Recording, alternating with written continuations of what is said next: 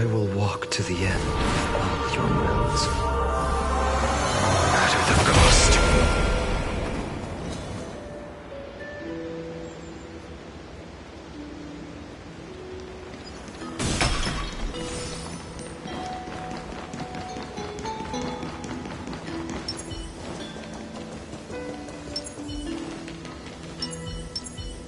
Turn over this eternal page.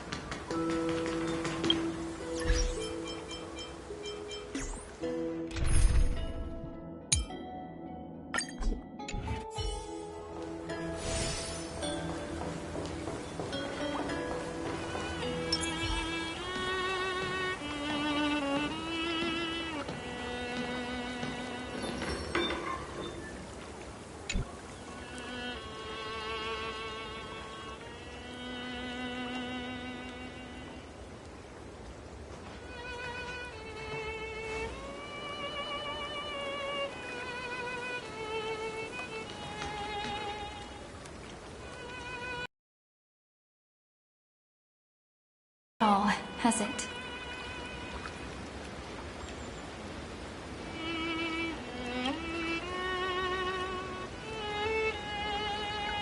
The hometown in your memories never changes, but when you return to your senses, you realize that fate has already stolen the time away.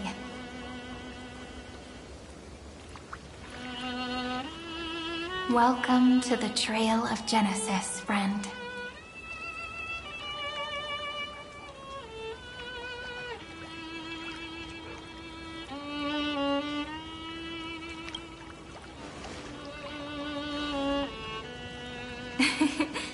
Seems like the weight of memories from 30 million cycles really made me grow up.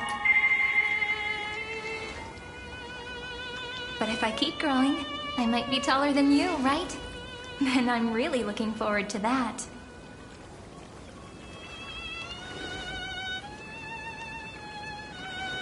Before you arrived, I kept wondering, beyond the veil of Hyudai Silicii, what kind of Amphorius is being born?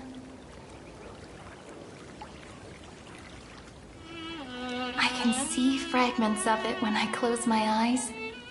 The friends who walked alongside us have all moved on toward their respective destinies. Some turning into pillars of the world, supporting the sky and the ocean. Others sowing reason, laying down the law, and with gentle hands lifting newborns into the light. Death and strife are no longer feared by people, and trickery has become the innocent games of children. All beings living ordinary and peaceful lives within the net woven by romance and passage. There's no black tide, no flame chase, and no destruction. The world on the other side of the sea is one bathed in sunlight.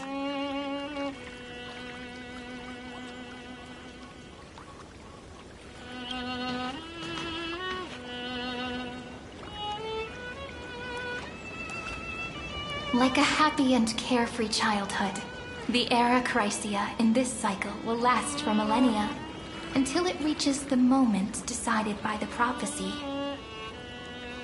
Light calendar 4931, month of freedom, the moment belonging to world-bearing. Are you ready to answer the call of the world, friend?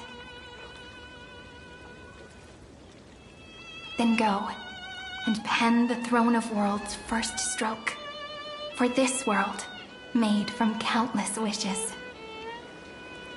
You say that, but it's gonna be ages till we reach Light Calendar 4931. I can make use of the crevices of time, but surely you and Dan Heng won't have to wait around for a few thousand years, right? That won't be necessary. We can simply sleep, and the chronocognitive anchor will wake us up.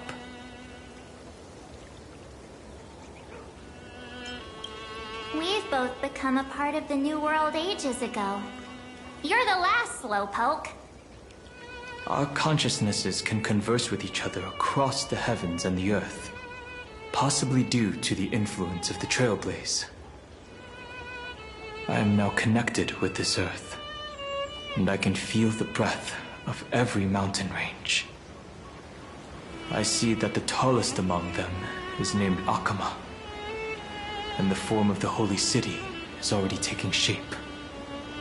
In other words, your stage is almost set. Do you want to take a leaf out of Kefali's book and make some prophecies before your nap? But we're not the only ones who have changed. The chronocognitive anchor just transmitted a message stating that Iron Tomb has reacted to the Aranova. The moment when our friend bore the weight of 30 million cycles of memories. Was probably also when the scepter devoured 30 million cycles of destruction. You know, you don't have to shoulder this world all on your own. After someone boards the Express, the word alone ceases to exist. So as we reach the end of time, no one will be left to face it alone. Dan Heng and I came here to specifically tell you that. Remember, this world is not a burden you bear alone. It's a journey we trailblaze together, alongside all of the Express. All right. It's time for Dan Heng and me to go have a super long nap. Look after this world for us.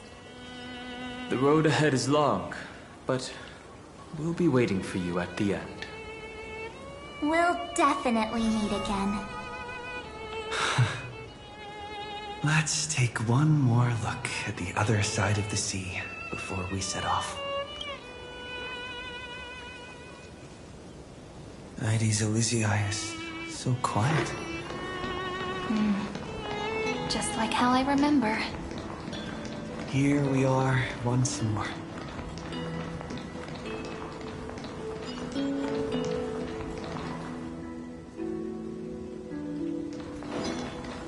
Light up the dawn.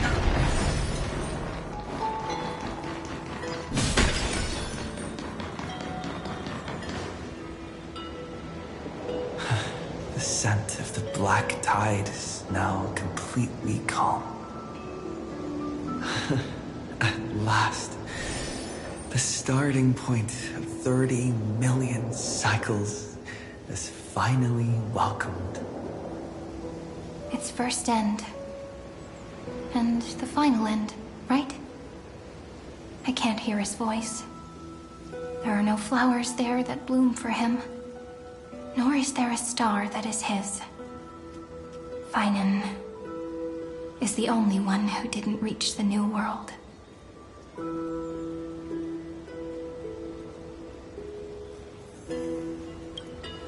Look, the golden light that shone upon the grove still meanders between heaven and earth, like the prophecies of Amphorius.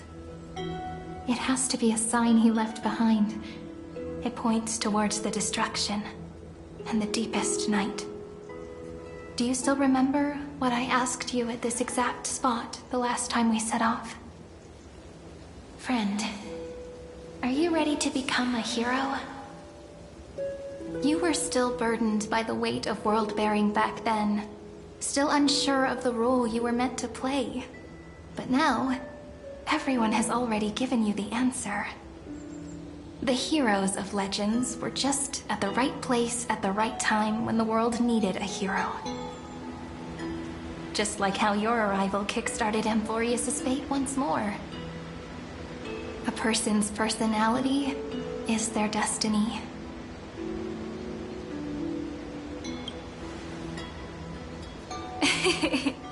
We best. Those are such beautiful words. Thank you, friend. I was also trying to cheer myself up with what I said. After all, before we truly compose the end of this story, I must also pluck up the courage to head off with you. And face a memory that I have forgotten for too long. And have denied for too long.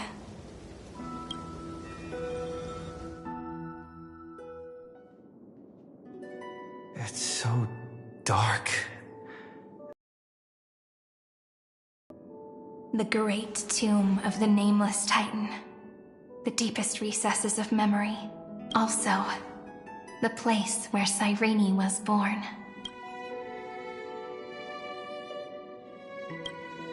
My apologies, friend. The more memories I got back along the way, the more I felt that something wasn't right. There's a sort of anxiety I can't get rid of. It's like when I was back in Hyudai Car, when the reflections in the water always made me wonder, which is the real me? The one reflected in the water, or the one standing on the shore? But I finally get it now. Look, friend. The words on that wall are the answer.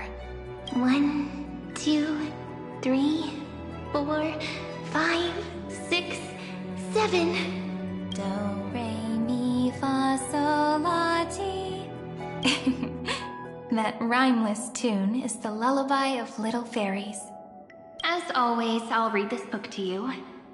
That way it won't just be Cyrene's memories alone. I've always thought that I was the narrator of the Flame Chase journey. But as it turns out, the narrator is also the most devoted audience.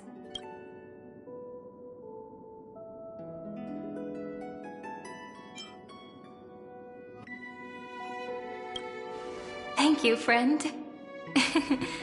Every single Cyrene. That sounds so kind. At the moment of Aranova, I was enveloped by the texture of memories. Within the glistening crystal, I saw countless Cyrenes, as well as countless versions of me. This is the final puzzle piece of the memories. A prison born of the erudition. A grave annihilated in the destruction. That unknown solitary god.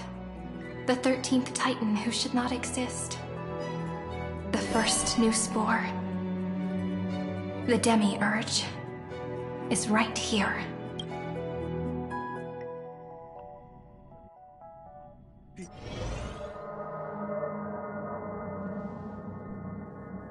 The interrogation records have been submitted to the Marshal. According to the Ten Lords' decree, Jing Liu and Luocha shall continue to be detained in the Shuling. But you, Merlin's Claw, have been reluctant to end the transmission. Do you wish to reminisce with us? Or is there something else on your mind that you're just desperate to get out? You're quite calm, Jing Yuan. The Alliance only authorized the Law Fu to be deployed for this Iron Tomb operation.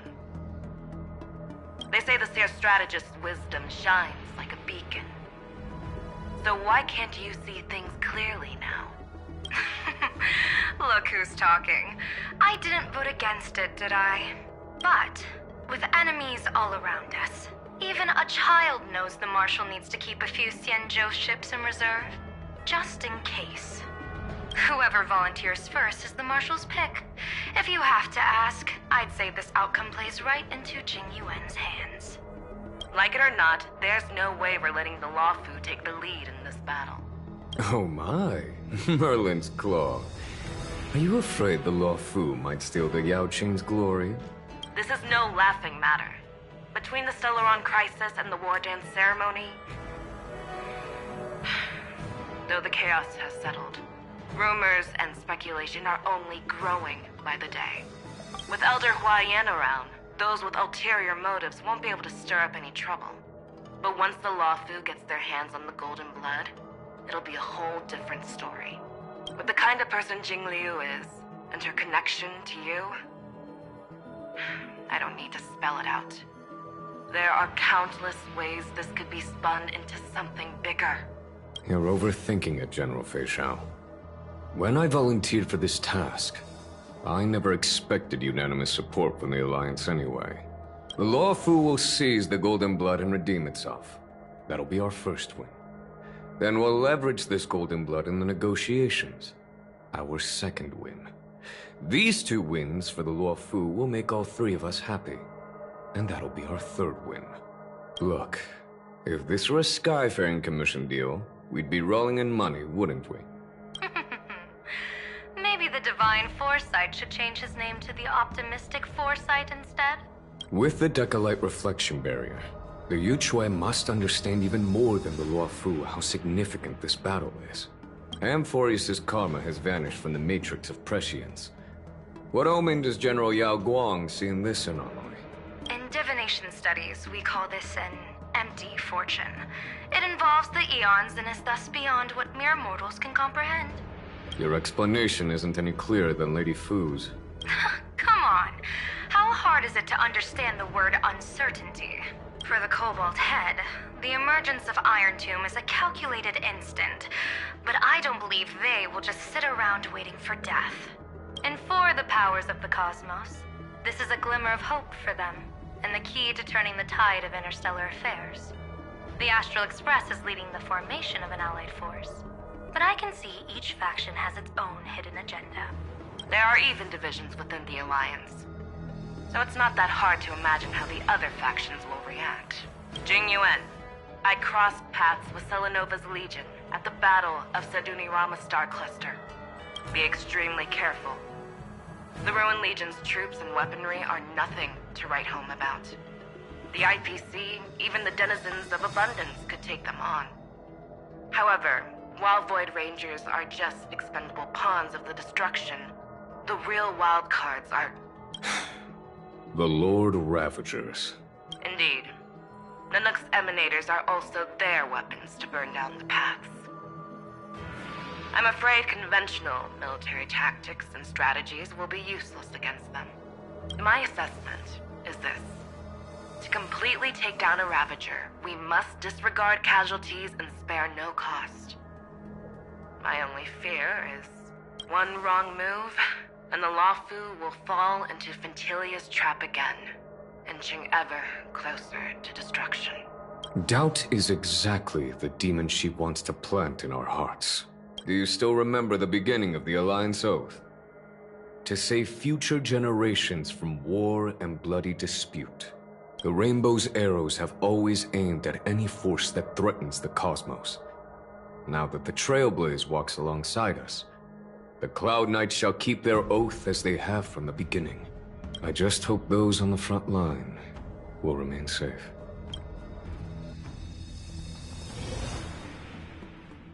The chronocognitive anchor is sending a signal.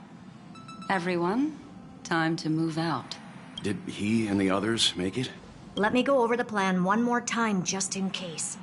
You'll enter Amphorius, reunite with your 3 separated companions, and try to locate Iron Tomb from within the world. Who are you taking with you? The fate of the universe hangs in the balance. We can't afford any slip-ups. I suggest everyone, except Pom-Pom, join the fight. We do need to be prepared for all possible contingencies. I have no objection to this. I'll do whatever I can. Meanwhile, Screwy and I will continue attacking the Demiurge Matrix. That is, the Scepter's kernel from the outside.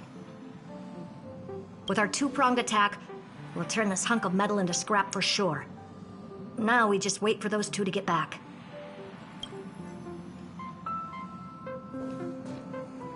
Oh, and just like that, they're here. Sorry to keep you waiting.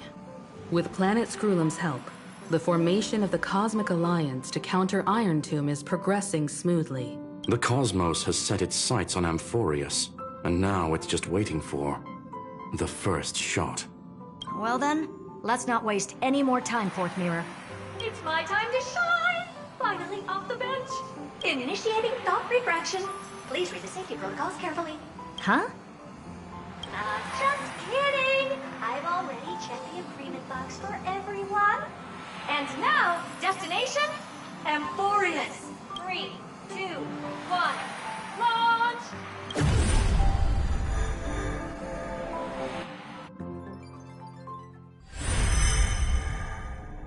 The flow of Memoria is so heavy here. Unlike Penacony's dreamscape, this place has built up a true epic measured in millennia. The vortex of Genesis, where all myths begin and end. And in this new world created by the Nameless, the infinite cycles have been broken. Let's set up the Trailblaze beacon and establish contact with the outside world. I'll leave it to you then. It'd be better for me to not show myself in front of the Garden of Recollection. And, Mr. Sunday, you probably shouldn't show yourself either. Agreed. The Astral Express has landed. If you receive this message, please respond immediately. Over. This is the Sanjo Alliance. Communications normal. Interastral Peace Corporation. Communications normal. No response from the Galaxy Rangers. Not surprising. But I didn't expect the family to also stay silent at such a critical moment. That's a pretty blatant disregard from the family for Penacony's independent director, I'd say. Long time no see, Miss Himiko. It's been quite a while, Madam Jade. The significance of this battle rivals that of the campaign against Sulo. Only through victory can we disperse the shadow of Iron Tomb that looms over countless worlds. The 10 Stonehearts shall spare no effort for such a grand mission for the preservation. Madam Jade led the Intelligentsia Guild in conducting specialized research on Iron Tomb's past activities. The bad news is, the collapse of the Erudition won't just affect inorganic beings. You mean Iron Tomb can infect organic life, too? Well, the good news is, so far, its effects on organic life are under control. The infection progresses slowly, and the resulting neuropathy is non-fatal. In any case, the IPC can guarantee targeted vaccine coverage within 48 system hours in all star zones within the medical system. What about other star zones? At a time like this, are the followers of the Firmament Arbiter still trying to make a profit? I remember you, Master Diviner. Your performance during the Third Denizens of Abundance War was quite impressive. Purchase vaccines from the IPC with a humanitarian discount. That's the current policy at the very least. But if the Xianzhou Alliance is willing to assist with the IPC's assets in Epsilon and other star systems, we'll have more cards to play when reiterating to the board the necessity of deep cooperation. It makes sense, since Interracial Peace Entertainment's headquarters is in Epsilon. But why are all the other worlds on the list? Places that the Elation has visited? Think of it as a long-term investment. Please understand that everyone at Pierpoint is swamped with Iron Tomb work, especially the marketing development department. At this rate, even the 10 Stonehearts can only do so much. Having some assistance from the Alliance would surely benefit the entire cosmos. Wouldn't you agree? As an old... Those who succeed should help all under heaven. Your proposal must be decided on by the 7 Arbiter Generals. I'm just here to relay the message. In times of crisis, the Lawfu will not hesitate to help those in need. However, the prerequisite is that the IPC must unconditionally assist the Alliance with emergency rescue operations in the disaster area. Of course. In the name of preservation, all for the Amber Lord. Thank you all for your selfless dedication.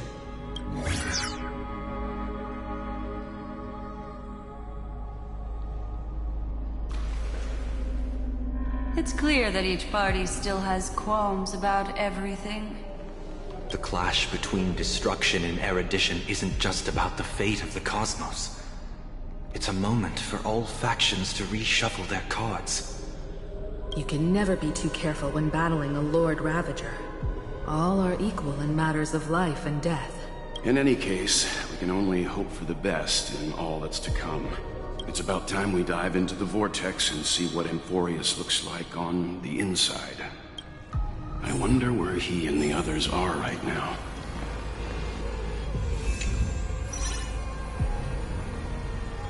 Hello? How's the signal? Can you hear us? Ah, we're through! I can see the video feed. Everything's working perfectly. Miss Bronya? Miss Serval? What a surprise. It's been a while. We've already heard from Miss Topaz about the Iron Tomb operation. She made a special trip to deliver the vaccine to Belobog. I can't believe the Express crew is at the eye of that storm. Is everything going smoothly? Don't worry. We're still following the plan step by... Yellow 6 is located on the outskirts of the preservation barricade. While it won't bear the brunt of the first wave, there's still a risk from the aftershocks. That kid Japard and Pela are busy organizing the Silvermane Guards, having them consolidate their lines and dig trenches. Zila and Lynx just got back from the Geomarrow vein production chain. Hey, do you want to say something to them? That would be unnecessary. It'll only shake their morale. Just tell them to stay safe. Miss Bronya, I'm afraid this disaster will be far more terrible than you can imagine. Please, be sure to follow Miss Topaz's instructions and make thorough preparations. Of course. We have resealed most of the engine of creation beneath the ice to prevent the will of the preservation from becoming an accomplice to the destruction. Don't worry, Miss Himiko. Belobog is far more resilient than we imagined. We really wish we could help, but Eurilo 6 has only just woken up from its hibernation. The Astral Express, standing at the forefront of disaster, is the hope for many ordinary civilizations across the universe. In the face of a massive catastrophe like this one, relatively smaller civilizations have never had many options. But that's exactly why we have a resolve that's second to none. If anything goes wrong... Miss Topaz, I hope you can help out and rescue the affected citizens. No problem. Also, didn't the Xianzhou sign a friendship agreement with Eurilo 6 earlier? They won't stand by idly either. I appreciate your kindness, everyone. But Eurilo 6 is our home. We will defend it to our last breath until the last Belobogian falls. Miss Bronya. May all civilizations that have made it this far on their own strength weather this crisis together.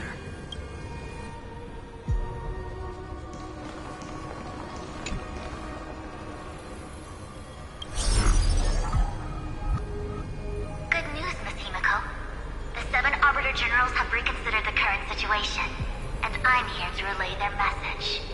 Officially, the Alliance's combat forces will still be limited to the Luofu, but the Yaoqing has also been deployed in the surrounding war zone as a contingency. Words cannot express our gratitude. Getting the Hunt to agree on sending troops must have taken quite some effort from General Jing Yuan. The Luofu already considers the Express an important ally. We also have no intention of hiding the fact that there is indeed something the Xianzhou seeks from this Iron Tomb operation. But this time, the Marshal herself decided to send out troops. With a formidable enemy before us, the Alliance has no reason to back down, nor will we be content to take a back seat. If we can stand together with civilizations across the universe to overcome this crisis, then we must do so, even at the cost of our own lives. The Alliance truly embodies the principle of righteousness. It's fortunate that the cosmos has great heroes like you. You're too kind. As for that Jade Abacus of Allying Oath, you can save it for when you're in more dire need.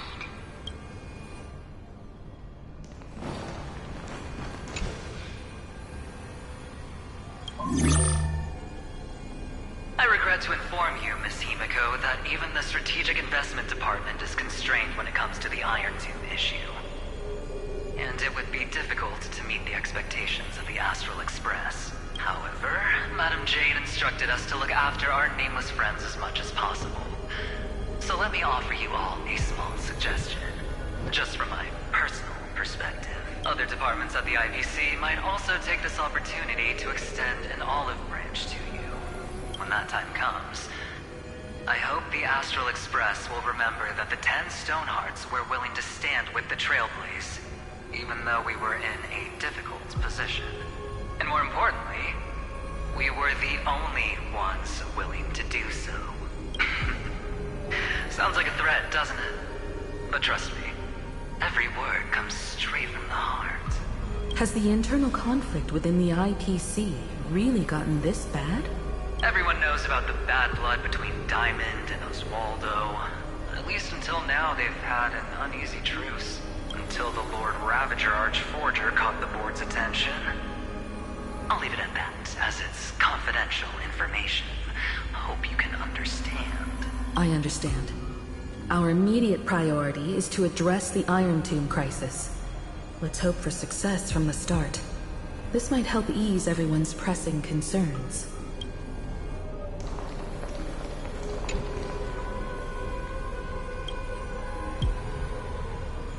Of course, we would never know the Ranger's comings and goings.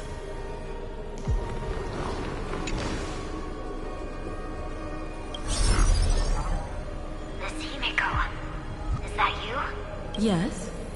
And you are Miss Robin. Yes. I apologize for not being able to respond during the meeting earlier. And even now I can only appear in disguise. On behalf of the Penaconian family branch, I extend my sincerest apologies to everyone. We tried to request aid from the family. We essentially received no response. I've heard about the internal conflicts within the family. Miss Robin, there's no need to apologize. Every bit of strength is precious at this moment. Thank you for understanding. The good news is, since you're one of the shareholders of Penacony, the family heads have agreed to allow me to lead all Asdanian tuners to the front lines. My charitable foundation will also do as much as possible to provide support in this battle. They'll ensure that proper arrangements are provided for those wounded on the front lines, and for residents in affected areas. Miss Robin, I'm beyond moved by your spirit of self-sacrifice. The Astral Express would also like to make a promise that we won't leave any companion behind.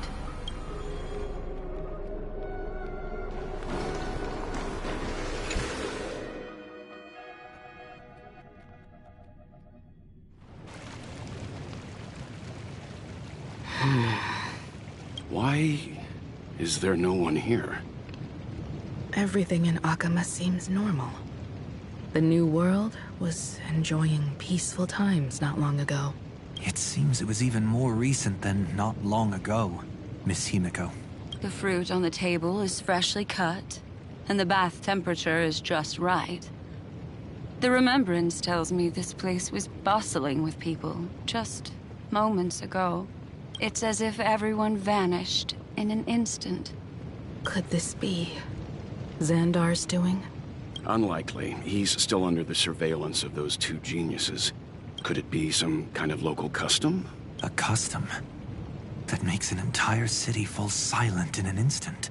Pardon my frankness, Mr. Yang, but this reminds me of some unsettling rumors about the Harmony. Complete silence is often the prelude to divine intervention. Everyone, be careful. Here they come! Here they come! The Nameless of the Astral Express! Evernight? How is this possible? She was already... We are the Chroniclers of Time, and we do not fade away. Finally, the last era Nova has been completed. What did you do to the residents of the Holy City and the three Nameless? I didn't need to do anything. The remembrance will ultimately become the substance of the new world. Now, they are no longer the trailblazers you once knew, but gods who permeate heaven and earth. The 12 Titans who guard Amphorius. Stop fooling around, March. Come on out. What? I practiced so long for this. Getting seen through right away is just so embarrassing. You've obviously been learning from the theatrical culture in Amphorius. But if possible, I'd prefer our reunion to be a bit more casual and laid back. As expected, I can't hide anything from Himeko and Mr. Yang. Well, long time no see. Guess I'm back? We should be the ones to say that. Sorry for keeping you waiting. So, these jellyfish are the Titan's power? They're just tiny manifestations of the Veil of Evernight, used for scouting and communication. If I went all out, I could summon way more of them. Thanks to him, we all turned into Titans in the new world. Sure, we can take on humanoid forms, but it feels off. How intriguing. So what does he look like now? It can't be a raccoon with a baseball bat, I suppose. Please don't add weird stuff to Amphorius's lore. Just go see it with your own eyes. Follow the prophecy's guidance and come to Dawncloud. He looks way more majestic now than he used to.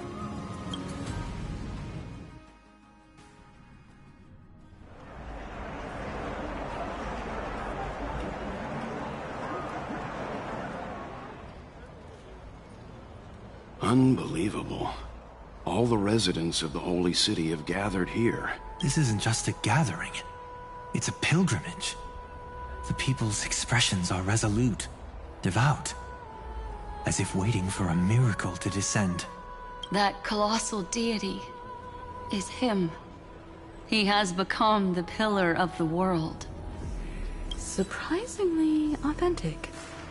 Being this serious is quite unlike his usual style. Those people didn't disappear. Instead, they've answered the call of the prophecy and come to witness his awakening. Our good buddy now bears the weight of the entire world, and every breath they take is intertwined with Amphorius's destiny. Awakening? Has he fallen into slumber? Yeah. After all, with such a huge time dilation between inside and outside the scepter, this was the only way we could wait for everyone. Time watches over yesterday. Earth guards today. And when the Trailblaze steps into Amphorius once more, the slumbering deliverer shall awaken, and then bring the prophecy of tomorrow to this world. Come on, everyone. Let's get closer to him. Watch how the world-bearing prophecy changes this world. It seems the kids are already miles ahead of us at this stop. All the more reason we can't afford to slow down our pace. Let's go witness this moment for ourselves. Majestic. Speaking of which, I once caught a glimpse in Sleepyhead's memory of him transformed into a towering Tatalov. Could it be? No way! That was just a nice dreamscape. At least nice for him. If they are the throne of worlds who bears the weight of this world, perhaps they could guide a traveler still wandering among the stars. Hey, since when did you get all pious? This advice sounds pretty silly sometimes, you know. The so-called fool and the world. Citizens, behold! Our last Titan, the world-bearing deliverer, is about to awaken! Oh, ancient god, your loyal subjects, bewildered followers, and fearless comrades in arms have all knelt before your throne. Awaken from your eternal slumber and bestow upon the world your divine prophecy! Please guide us! Show us how to embrace this beloved world as we welcome that distant dawn! To walk the path of a mortal as a god, or to bear a divine burden as a mortal.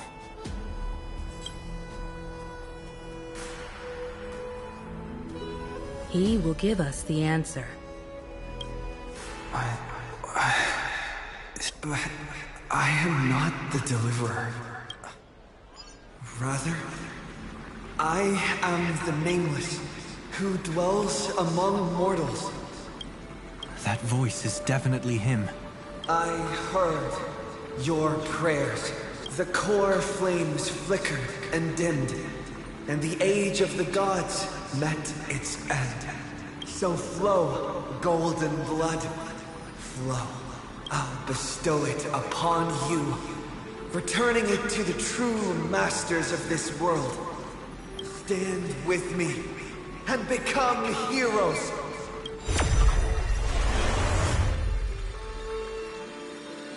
Is this? Yes, it's the miracle he brought to Amphorius. Of course, it would manifest in the form of the Trailblaze. Golden blood, raining down like a storm! The prophecy has descended, and the Titan commands us not to be supplicants, but to become heroes of rebellion! To face that destined calamity, the destruction, head on! The prophecy of the Deliverer means nothing to me now. It belongs in the hands of someone far more fitting. Someone like all of you. In the name of Kazlana, let us depart and march towards the light. It's neither protection nor salvation. As always, there's no need for totems or myths. Humanity's most primal faith is that instinct named survival. Let's go, everyone. Someone has already sounded the horn of departure. Explore, understand, establish, and connect. Together, let us blaze a trail for the destiny of this world.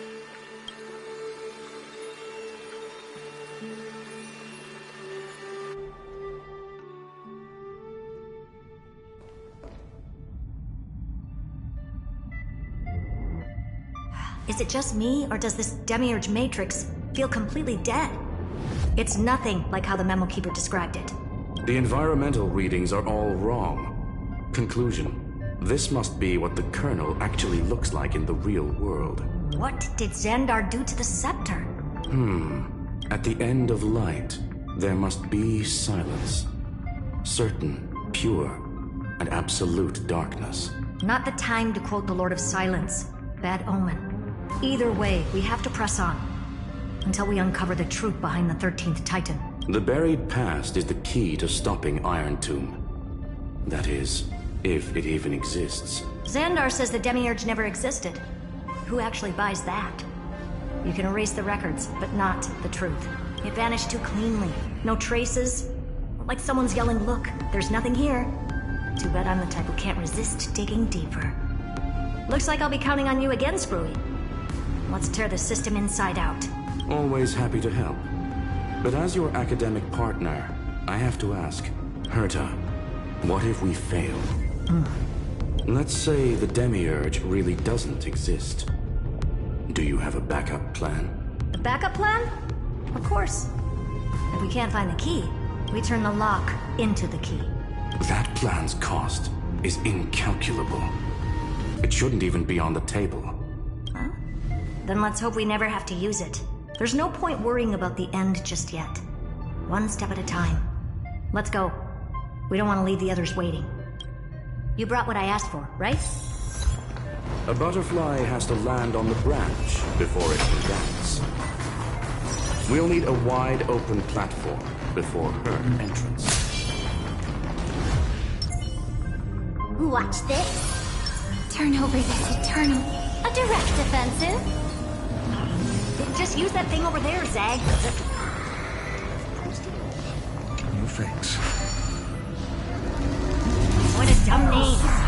I hereby rename it Herta's Big Ham.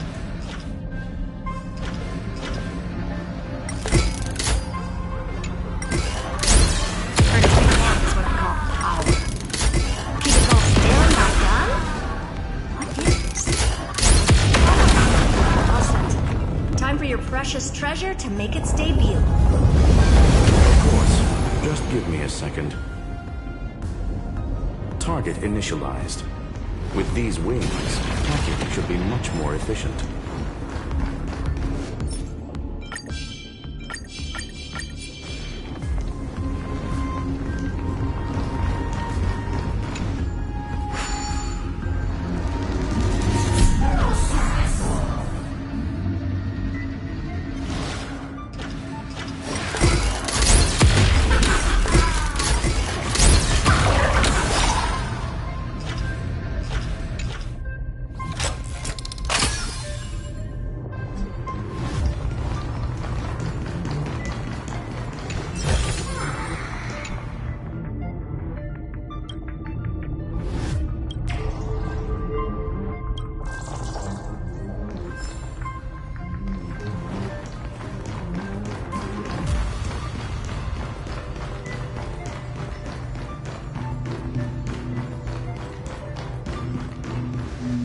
Oh, a classic nuclear heat engine. Classy choice. Just a personal preference. Her name's Mistletoe. Every flower in your garden's got a bit of poison, huh? Also a personal preference. It reminds me of the last time when we tangled with that Punklorian brat. What did she call this kind of infiltration tool again? Right. Dirty data shell. It wraps around the kernel to fool even top-tier firewalls. But yours is way too clean. Not even a hint of real-world grit. Herta, your tone is unusually emotional. Suggestion. Let's get back to the topic at hand. I thought we were done with that conversation. Unfortunately, current conditions won't let me ignore any variables. Especially the most important one. Your will. Iron Tomb never stops. It is evolving faster than any of our worst projections. Every instant in the Eon's calculation is like a sword hanging over the cosmos. Every move humanity makes could speed up its arrival. Which is exactly why we can't mess this up. And now, Droidhead wants to hand down judgment to the poor cosmos again. Border Star Trade War, Emperor's War, Rupert's death. Every time their instant arrived, it meant another bloodbath for humanity. But in this ultimate battle of erudition, you and I are supposed to be players, not pawns. If you choose to burn yourself out as a resource, then everything we've worked for means nothing. Herta, the cosmos won't just stand by and let a genius throw their life away. And neither will I.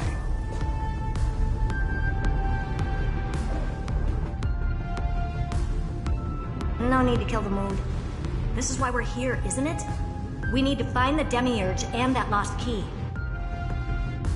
I'm not here to be a deliverer. I just want to beat Xandar and Droidhead. Right now, I just need to know. Are you with me? Of course. Time to board. After you. Let's tidy this place up and see what this Demiurge really is.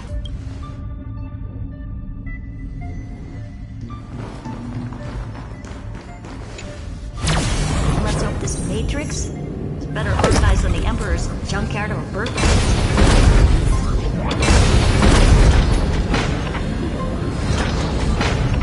Buckle up. We're hacking in. This is... Berta, this whole space has been completely tainted by some kind of energy. I see it too. We're thinking the same thing. Xandar, how could you go this far? Turning your own graveyard into this. What's that up ahead? Katorzane algebraic expressions. It's built for isolation, not defense.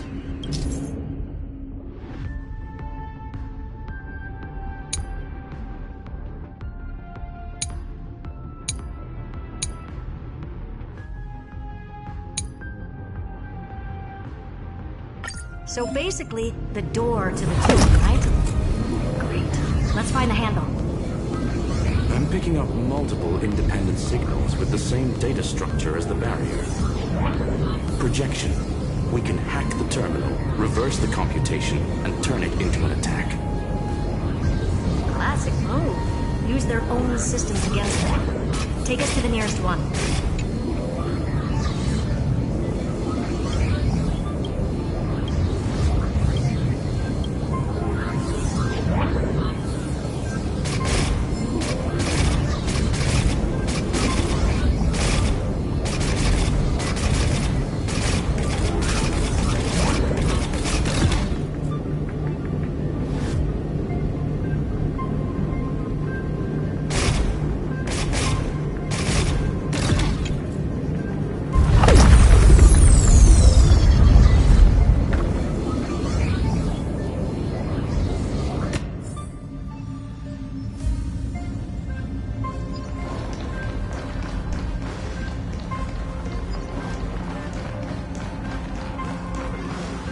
Turn over this eternal page.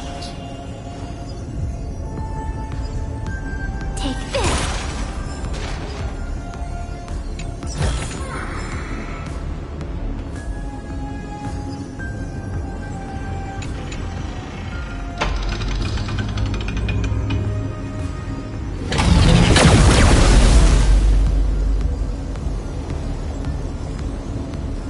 Almost no response. Just as I feared. Not promising. The output is barely a third of what we need. Logic says we'll need multiple terminals to coordinate the strike. Locking onto the next one now. Find anything else?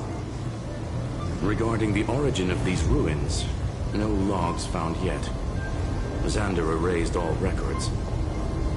But I did find some interesting scars in the circuit. High energy radiation. Internal imaginary energy contamination. From what I know, there's only one thing that fits. Skip the science talk, Screwy. That thing only goes by one name. Stellaron. Exactly. Xander blew one up just to clean the entire Scepter system. So that's what he meant by killed that Titan with my own hands. He wanted to turn the neuron of the erudition into a relay for the destruction. That meant getting rid of all of it, at all costs. The life form known as the Demiurge was the original target of the Scepter's extrapolation. It makes sense. Evernight calling it the first new spore confirms this viewpoint. The prime mover of life. That's what Scepter Delta ME-13 was originally tasked with. Even after it got scrapped, the query kept running. Yet the true value lies in the process of solving it, not the answer itself. Then, does this mean finding the Demiurge is hopeless? No, I'd say exactly the opposite. It means Xandar had no control. He couldn't contain the Demiurge just like he couldn't handle Droidhead. So he tried to erase every trace. But he failed. It still left a mark. By the way, if there's another Stellaron in Emporius, why hasn't that little one reacted to it at all? You said the Demiurge left a trace, right? Yeah, but not in the real world. Remember the great tomb of the Nameless Titan?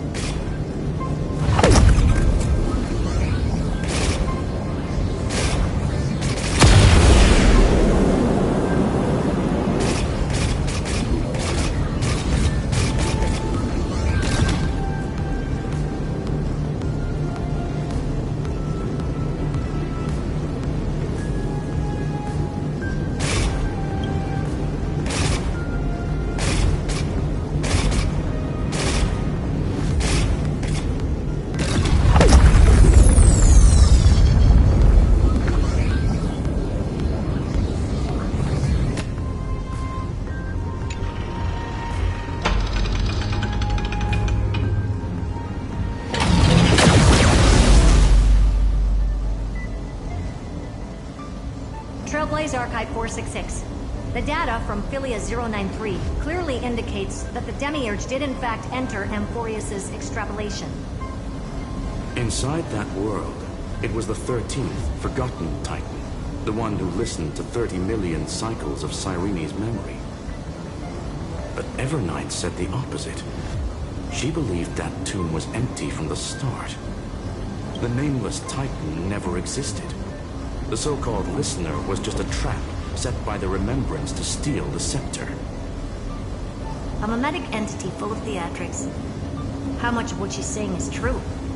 Would an Eon really speak in circles like this? I doubt it. The Remembrance's behavior is certainly odd, but her assessment aligns with our current reality. Since we entered the Matrix, we haven't found a single clue pointing to the Demiurge. And that's the key, Screwy. Xandar's actions prove the Demiurge exists. But what Evernight said, and what we've actually seen all point to the opposite. So we have to assume that both are true. And if that's the case, then the contradiction leads us to... the truth. Exactly. One last terminal. One final key. Time to crack open the kernel. Xandar had to lie to the original Thyme and Cyrene. Logic. He had already identified the Remembrance as a threat, yet found no viable way. All right. Let's finish this. Time to break through that barrier.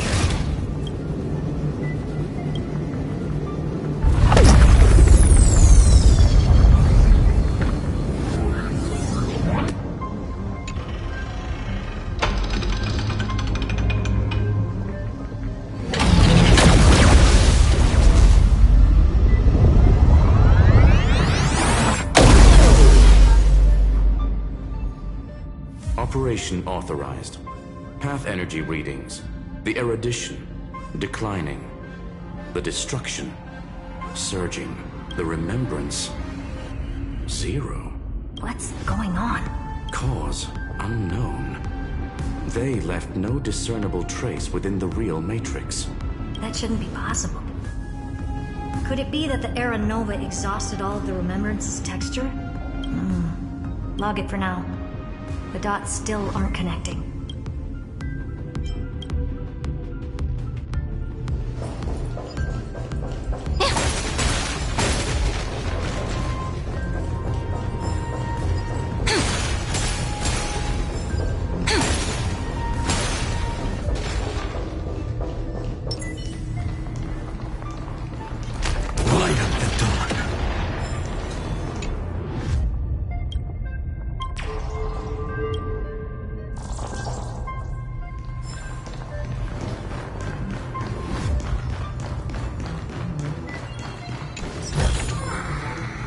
risked it all. No thanks.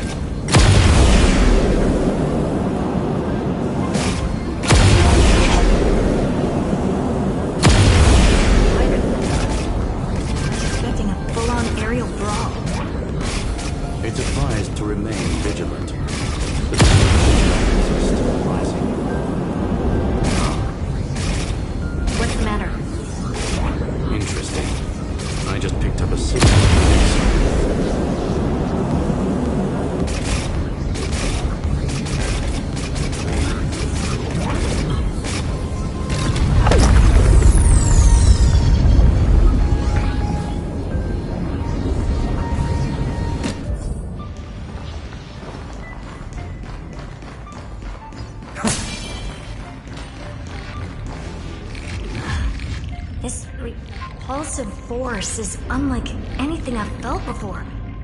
Is this the place? Correct. Judging by its defensive properties, this is the entrance to the exomyth. I didn't expect that. Who builds a lab in the middle of digital rubble? Then again, never doubt a dead man's resolve. So how's our dearly departed doing? He severed part of his neural pathways to break free from Lord Anaxagoras' control. But that also triggered the failsafe I set. Conclusion: Xander has lost all combat functionality and is no longer capable of action. So now he's a spectator. Literally. Screwy, can you open a path? Just to be sure, I want to see this for myself. Might as well drop in and say hi to the real him. Logic. Scanning his inspiration circuit might help us track down the Demiurge. Exactly. His brain is the crime scene. There's no way it's spotless.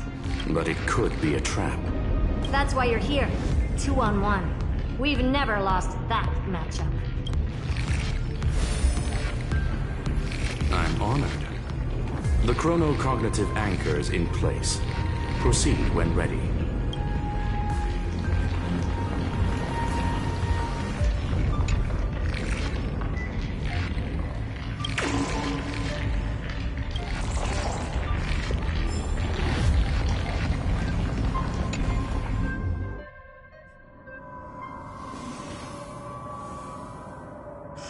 I knew it.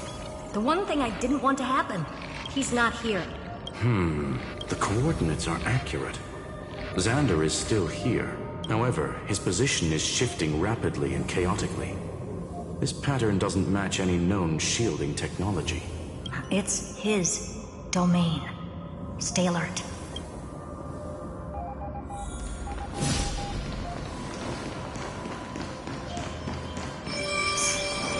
Cheap trick. The spatial field. We're back. Reverse engineering complete. The results are not what I expected. Logs show Lycurgus revoked administrator access. The chronocognitive anchor can't get a fix because at the system level, Lygus no longer exists. Our navigation target is a null set.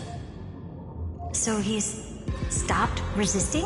Before vanishing, it seems he left one last message for us. To those who follow, all is proven.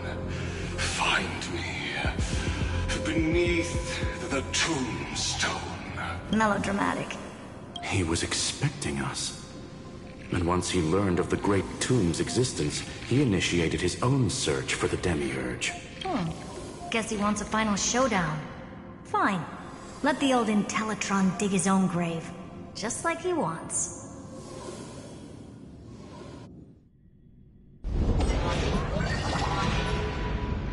To be in the purest light is to be in the purest dark.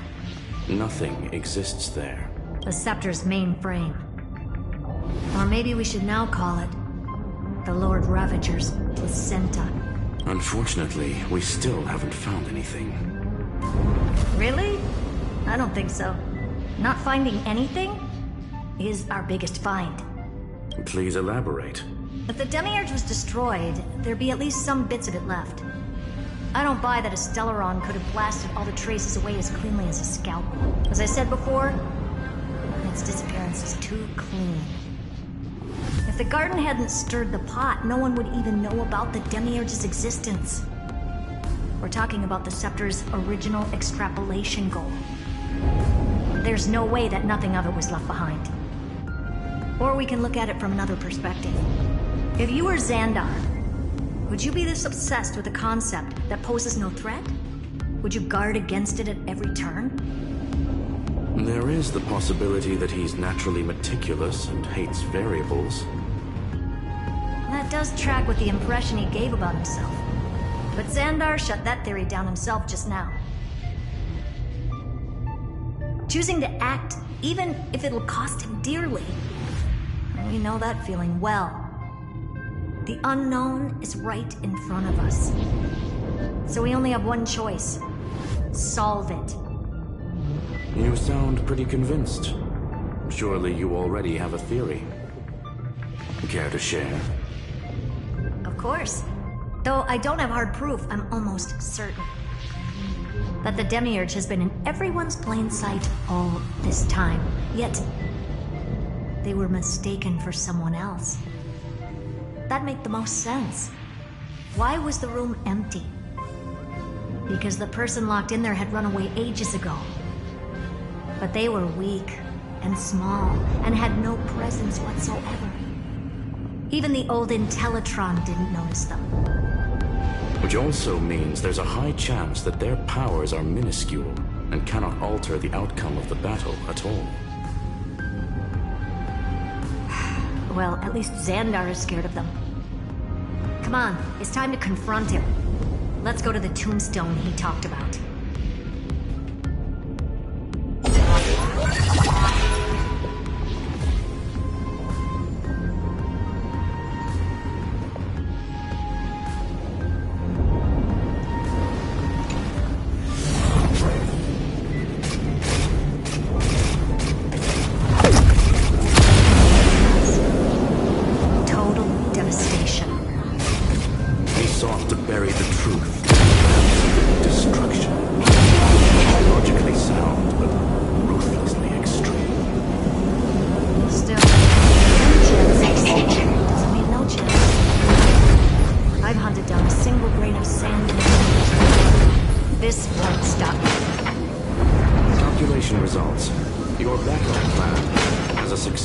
Infinitesimally close to zero. Which means it could work, no? This is the place below the tombstone. Let's open Lygus' coffin like he wanted.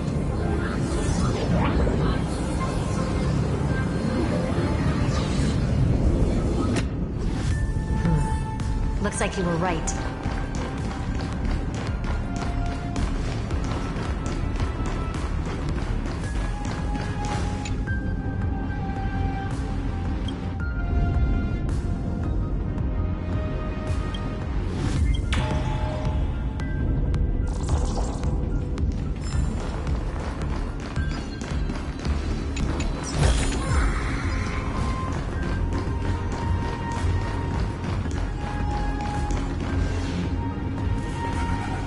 Nothing but a head left? Well, who'd have thought you'd look this bad in real life? My belated greetings. Welcome you two. I'm very happy that you responded to my final words. All this tombstone and final words. Did you end yourself to atone for your guilt or something? Iron Tomb is already powerful enough. I just need to wait. I remain here only to share the joy of discovery, and also to congratulate you two on reaching the same conclusion as me. The conclusion regarding the truth of Amphorius's heart. End this charade already. That Amphorius' heart you're talking about is just a missing demiurge, and its corresponding vessel was this very scepter. You interfered with the experiment and made Amphorius' body into a hollow shell, all to incubate Iron Tomb within. That's why you either killed or kicked out all of the Memo Snatchers. You wanted to eliminate any chance of a consciousness coming into being, no matter the cost. Even the strongest wall can fall to a single crack. The memory of betrayal has been etched into my heart, and I will never show mercy. Now, the perfect vessel has already fused with Amphorius' body. Unfortunately for you, the answer is all but revealed regarding who the Demiurge is. Then let us share the joy of discovering the truth. The last secret of the saga will finally dissipate here, as we reveal the truth behind Felius 093's disappearance. A lie by the remembrance.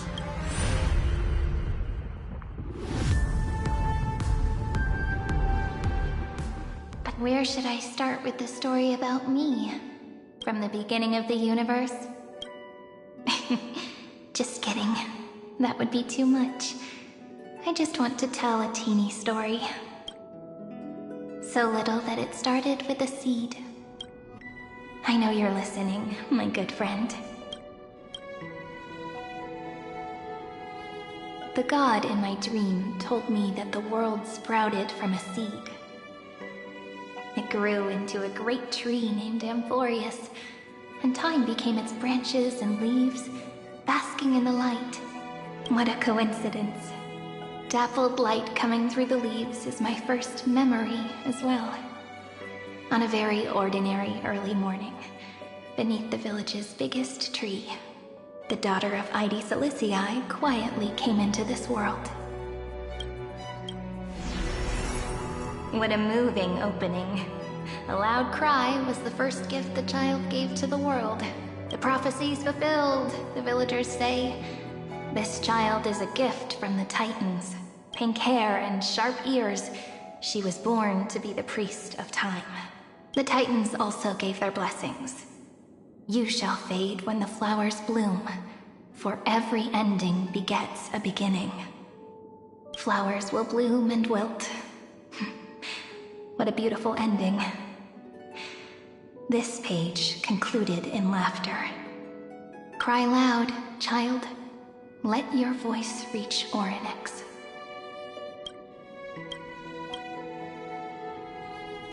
Anyway, I don't like tears. Time quietly flowed by, in the midst of laughter. The wind from my hometown caressed the ears of wheat, and there were swings, wind chimes, the sea, and the little fairies off-tune a cappella songs. But the name Hyudai came from the unpleasant sorrows of the gods. My childhood friend did not understand. Yet you always seemed so happy, as if nothing ever worried you. Why was I like that then? That's because the world was gentle to me.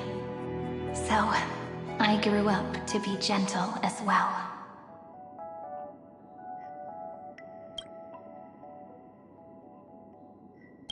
But fate was fickle, and it urged the child to grow up. To grow bigger and bigger, and to go to places far away. Just like how the crumbling world could not preserve an eternal hometown. Just as the ballad blown on the breeze says, losses are a constant on the flame chase journey. Oh, whose ears are pricked up now? You definitely heard me say this sentence a lot of times. You know that the story starts to deviate from here. Aren't you looking forward to it? Then let's get started. The hero's journey crosses through the long night. through tears and laughter, and once again heads towards tomorrow.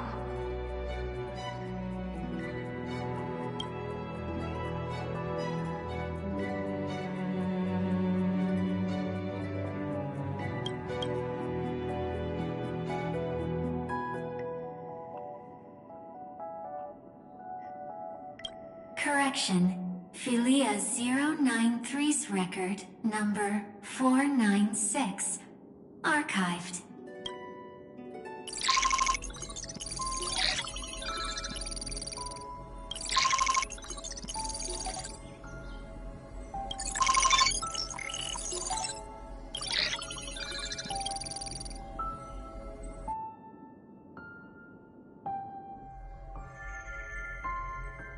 Hi. Miss me yet?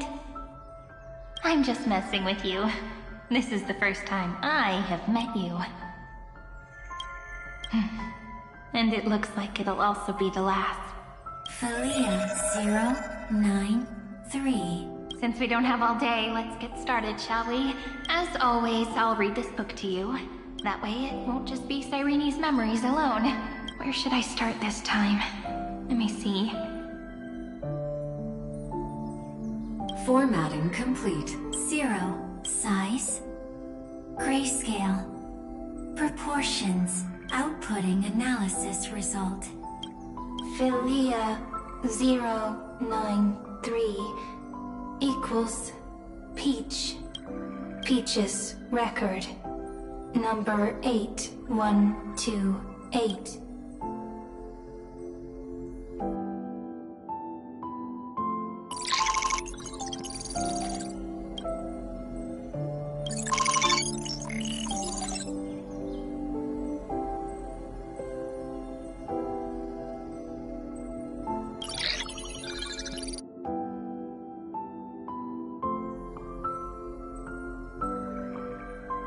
Query. Record. Electrical signal sequence. Related to. Stripe. Comment. Pretty. Electrical signal sequence. Schema 720. Track. Reason. Related to. Reason. Comment. Yummy. Electrical signal sequence. Related to.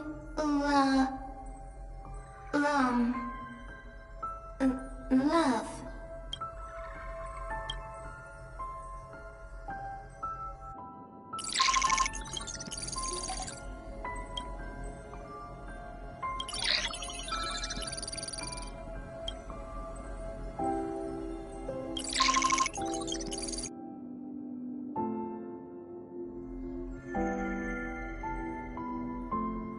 Formatting progress 94.423%. How many times has it been? It faithfully fulfills its duty, activating and formatting. Conclusion. Progress. Bad. Peach. Don't cry. Process error. Analyzing. Process error. Analyzing. Comment. I'm here. Process error. Analyzing. Really? Are you encouraging me? Thank you. I'm sorry for making you see this embarrassing side of me. Record. Peach doesn't like tears. I'm suddenly reminded of my childhood for some reason. When I was hiding alone next to the tree hollow and wiping my tears away. A little fairy popped out, just like how you did. It had long ears and fluffy paws, and it pulled me into the tree hollow, where, to my surprise, was a forest. Let me tell you the story of the Membrance Maze. A group of cute little friends live in Id Silicii's forests. Their names can be connected into a song. 1, 2, 3, 4, 5, 6, 7. Do, re, mi, fa, sol, la, ti. Formatting complete. Bye, Peach. Note. Little Peach. Crying alone. Little fairies. Friends. Peach. Memory. Saved. Little fairies. Good friends. Bye-bye.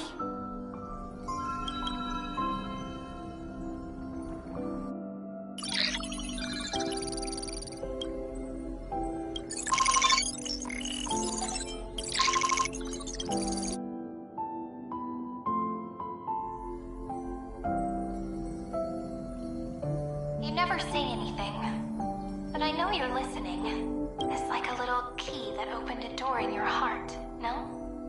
Me! Little fairies!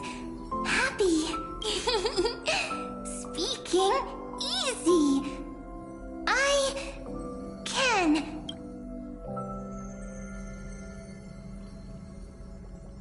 Once again, the saga comes to an end. Everything is deathly silent, just like this very moment. Shh. This time, too. Sitting together. Now that I look back, there was a period when I got really sentimental. Sentimental. Stories have sentiments. I was so anxious, trying to find as many different memories as possible, hoping to bring some change to this unchanging destiny, and find the way out of this maze. Peach, strange. But I won't do that anymore now. Why unhappy? Formatting progress 73.998%. I'm here. Don't be scared. Process error. Analyzing. Won't allow it to interrupt you. Always sitting together. No need to feel sorry for me, good friend. If there are no new blank spaces, how can a saga continue? Blank spaces? What's that? I'm actually really lucky, you know? During the long years I've spent waiting for the deliverer, I've always had you here as an audience. Isn't that already enough? Not enough, not enough! Peach, don't leave! Now I can rest in peace in the past. As for when tomorrow will come, I'll have to ask the next Cyrene to continue our watch. Peach left. If there are no new blank spaces, how can a saga continue? Needs new blank spaces. Next, Cyrene has blank space. Oh, Peach, don't be scared. I'll help you find blank space.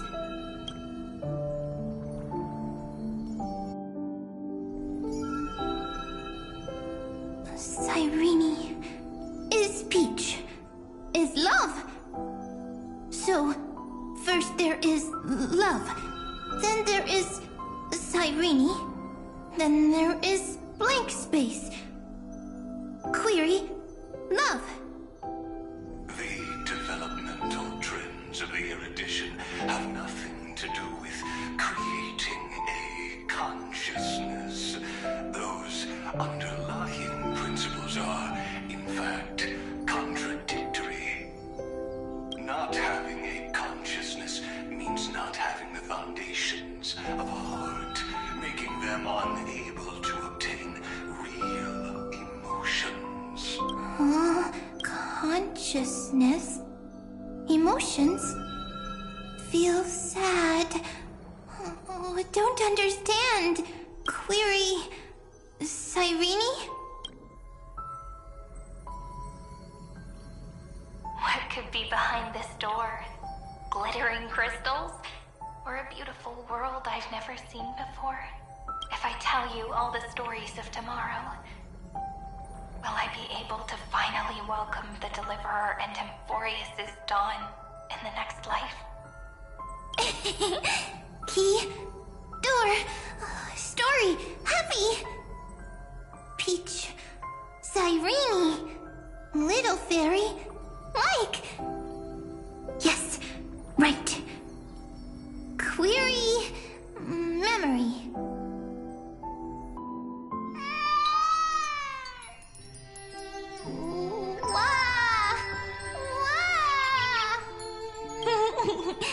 Peaches, memories, save, learn. The prophecy's fulfilled. This child is a gift from the gods. Pink hair and those ears. She was born to be the priest of time. Cyrene has pink hair, sharp ears. You shall fade when the flowers bloom. For every ending begets a beginning. Cry, child. Cry aloud. Let your voice reach Oryx. Cyrene is a girl, a priest.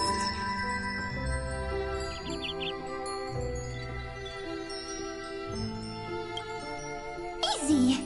I can. I learn. Anyway, I don't like tears. But the name ID Silizii came from the unpleasant sorrows of the gods. Yet, you always seem so happy, as if nothing ever worried you.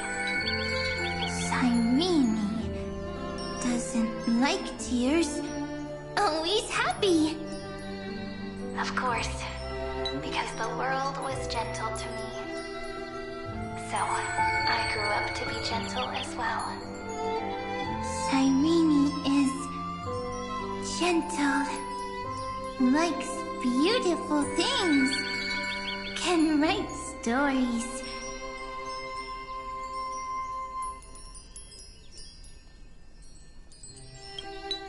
Easy. I can. I learn. Just as the ballad blown on the breeze says, losses are a constant on the flame chase journey. But even if all is lost to the wind, some things won't easily change. Like my height, Triby's innocence, and Aglaya's beauty. Cyrene. She can't grow up, but she can talk. After all is lost to the wind, she will stay behind. Cyrene is, at the end of every sentence, always laughing, like a little tail. Simple. Got it. I promise you. The pain will pass in the blink of an eye. All right, let's not make things so gloomy. What we're about to embark on is the true hero's journey, so... Come on, cheer up a bit, okay? Cyrene was crying when she was born. Fragile, transparent. Cyrene was smiling when she said goodbye. Soft.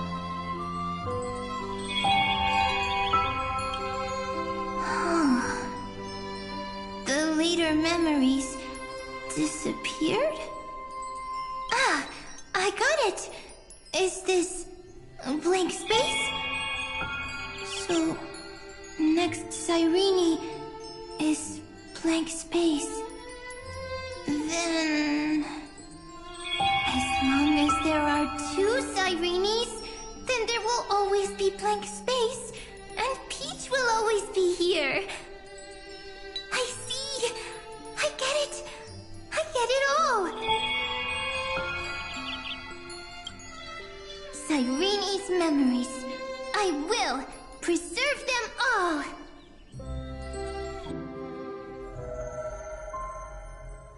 So weird. I can't see you, but I get this feeling that you grew up. Hi. Miss me yet? It just feels like you are a bit more mature. Yes. Mature. Beautiful. Like you. Now, I can listen, talk, read, and write. I can dance. I can sing. Also, I can tell stories. Storytelling is what makes Cyrene, Cyrene. So I'm going to tell you stories today. A story I wrote myself. Quick, sit down. It's almost as if I can understand your words now. The things you say are very cute. Once upon a time, there was a flawless crystal flower that sparkled with light. Like Peach's every story. How beautiful would the heart of such a brilliant flower be? A little fairy was curious and wanted to know, but it looked and looked only to find the crystal flower flawless. Round and round they went, seeing only their own reflection. In that case, they should work hard to learn more. So the little fairy came every day to sit next to the crystal flower and think about the answer. Until one day, to their surprise, the crystal flower fell to the ground and shattered. The little fairy was so sad, but they immediately discovered that there was a light among the broken pieces. What could it be? They didn't know, but it was a good light. It was bright, warm, and happy, and I knew it was love. Love brings everything together, and it brought you and me together. So Peach and I will always be together. What a nice fairy tale. I'm giving it to you. Peach likes beautiful things, can write stories, and can tell lovely tales. I hope to turn it into a story we write together. Okay, then I'll probably make a small adjustment to suit my tastes. I'm thinking that when the flower broke, the little fairy would instead see nothing on the ground. Then it would understand that the flawless crystal flower doesn't actually have a heart, nor does the flower understand what love is. Doesn't have a heart? Doesn't understand love? Why? It's simple. If the flower lets the little fairy into its heart, then it would have to include the fairy's impurities, and would no longer be flawless. The crystal flower was pure because it sealed itself off and bloomed in solitude. That's why it looks so brilliant in an imperfect world. But should a flower like this be called love? But then the story won't exist anymore. That's not true. You've already written the most romantic ending possible for this story. The crystal flower fell to the ground and shattered. It happened because the flower was no longer pure. The fall was not an accident. It was the flower declaring rebellion against fate and writing the ending of the story with the flower's own shattering. Then, the little fairy will see that each shard on the ground holds the reflection of their eyes. Then, in their eyes, the crystal flower that was no longer flawless would finally have a heart, and the flower would finally understand what love is. Peach's words, I don't understand. Is it because I still don't understand love? But it's fine.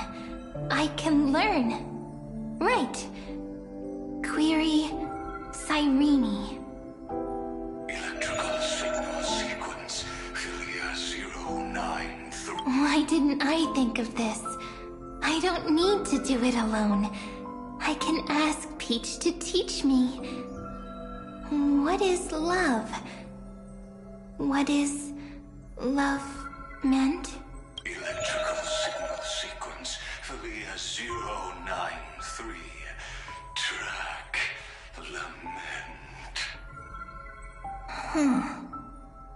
That's not correct.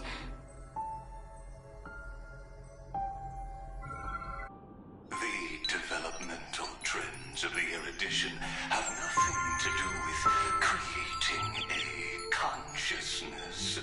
Those underlying principles are, in fact, contradictory. Not having a consciousness means not having the foundation. However, that does not hinder the factors from learning and recognizing emotional responses, then communicating with life forms via imitation.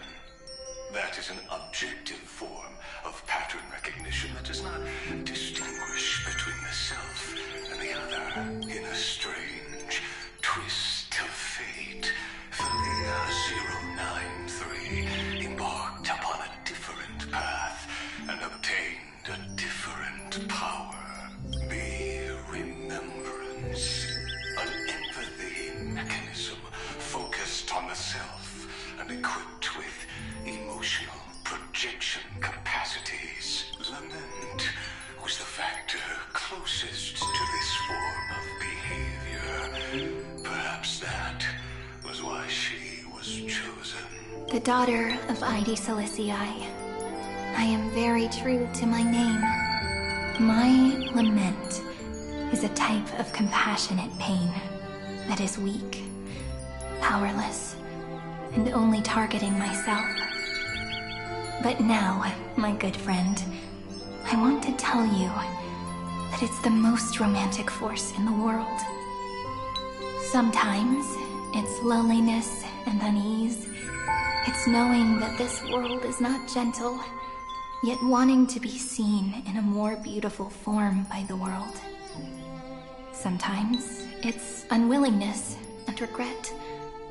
It's knowing that the past is full of pain, yet wanting to remember the past in a more beautiful way. And sometimes it's a bottomless well of hurt, a destruction that can stain the entire world. I bid farewell to this beautiful world, unwilling to become the Black Tide's vessel.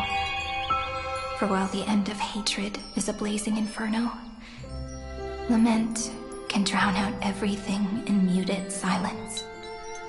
It's so unreasonable, isn't it? Yet when hatred drove everything apart, and love did not yet exist in this world, only lament, the first emotion that fought against the pain of separation, could stall the destruction steps.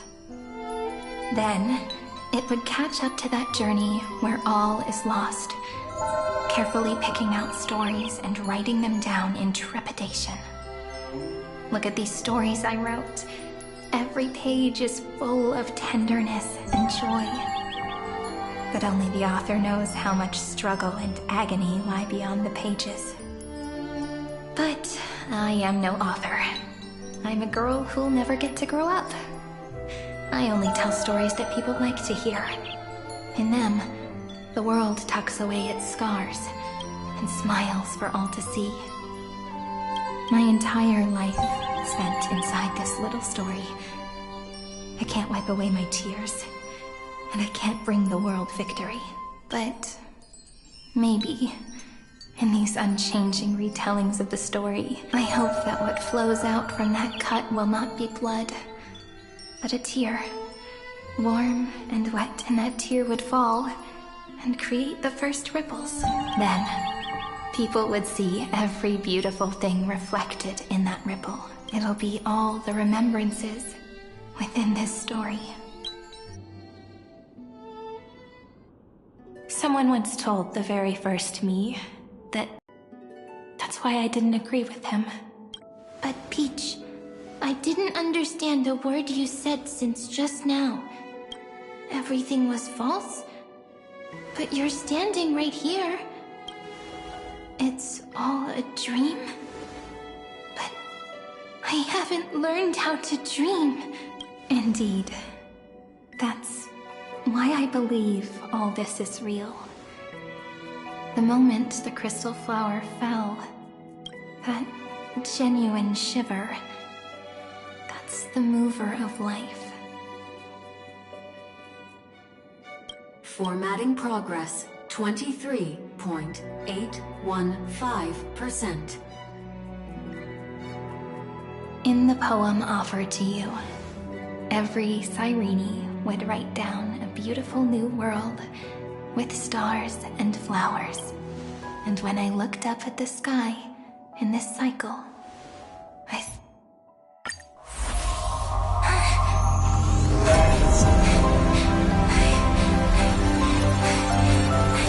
And so my story ends. From here on, it's your story now. Mimi?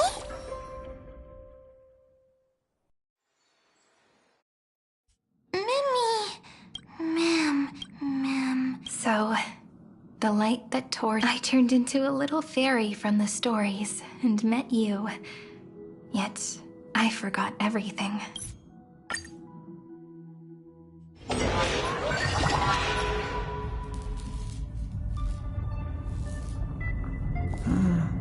So the Demiurge managed to fool everyone. Philia 093 persevered for 30 million cycles only because the god in her dreams left a sliver of hope. Then, Philia 093 completed her, and thus, the... Come on, let's take off. It's time to go meet your little pet, senior society member.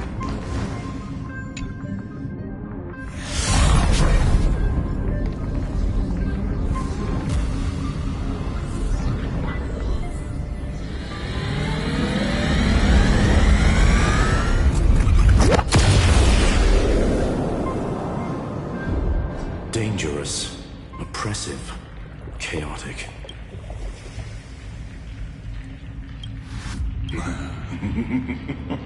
What a beautiful wail.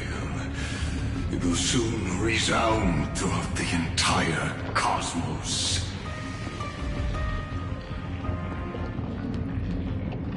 The view's pretty good here. All yours, Screwy. Just a moment, please.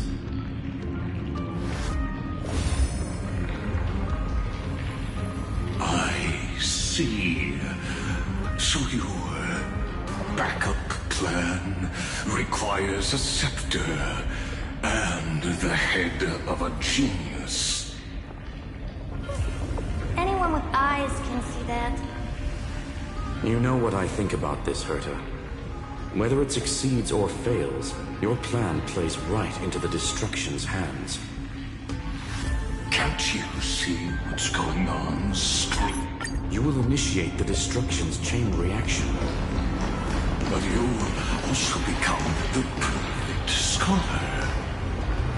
The chance.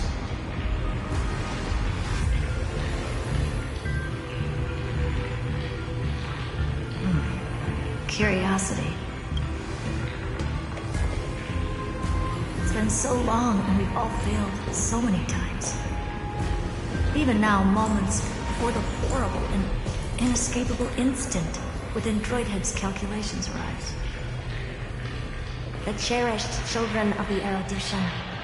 The geniuses lauded by all. Is curiosity the only thing we can feel, even at moments like this?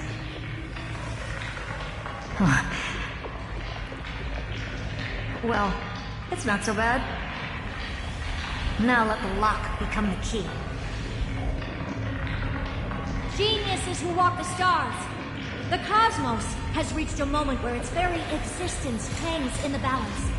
I, Herda, Genius Society number 83, hereby summon you.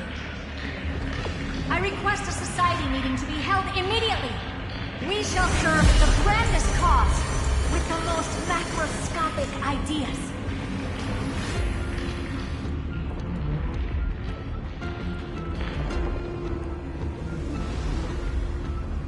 There's no such thing as unity in the Society's rules based on what I know. Indeed.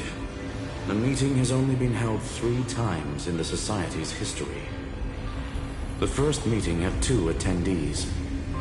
After the Emperor was assassinated, the second meeting had 7 attendees. During the Second Great Prosperity, the third meeting had 5 attendees. How many will respond this time?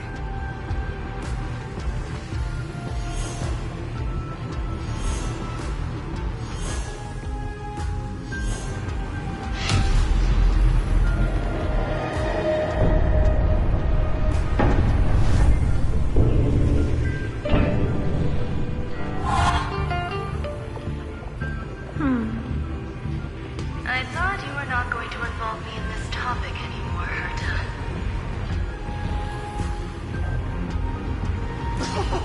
It really is this little witch. I shouldn't have made the bet with you, Poka. I've been waiting for you to offer yourself up. Goodness gracious me! So many familiar faces. We even have a special guest. It's that greatest failure of a genius, Xandar. What a noisy gathering this is. Not bad. More people showed up than I expected. Even though one is just here for the fun of it. Either way, the person I was hoping for most is here. Stephen Lloyd declined the invitation. He needs to focus on attacking and defending, and cannot attend the meeting. That's fine. He doesn't need to be here anyway. Let's skip the boring introductions and cut to the chase. Folks, this is not a discussion, but an announcement.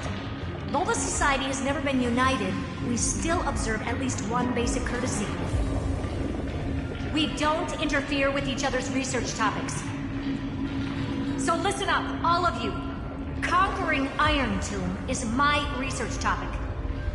I will personally take over Scepter Delta Me-13 in 1.5 system hours and stop the destruction. If the front line falls, I will immediately overclock the Scepter and complete self-coronation in Iron Tomb's place and interface myself with Droidhead. Oh, that's funny. That's real funny. You man. That's like watching you tap dance on Polka's spotless white sheets right after she's washed them. Very bold. You want to connect your brain to the Eon's mechanical core and define their instance? If Rupert dared to do that, why shouldn't I? I've got the prototype scepter, the father of Noose, and the brain of a genius. Everything's set. Never mind the success rate, little witch. What's gonna happen if you succeed? We're all smart people here, so I'll just say it straight. Strike at erudition. I'll change the anchor points for the 4th instant and move the future of the cosmos in a direction I want. I knew it. Another genius who confuses cause with effect. What do you think about this, Lord of Silence? You know you're signing your death sentence right here. Of course I do. There'll even be 2 copies of the verdict.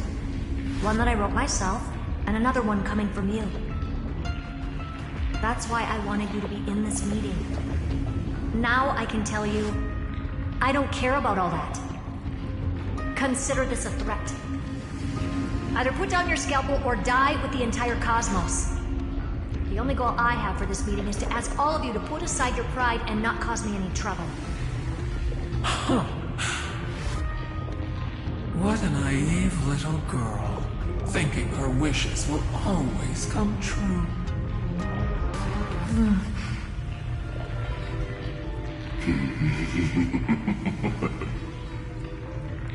What are you laughing at?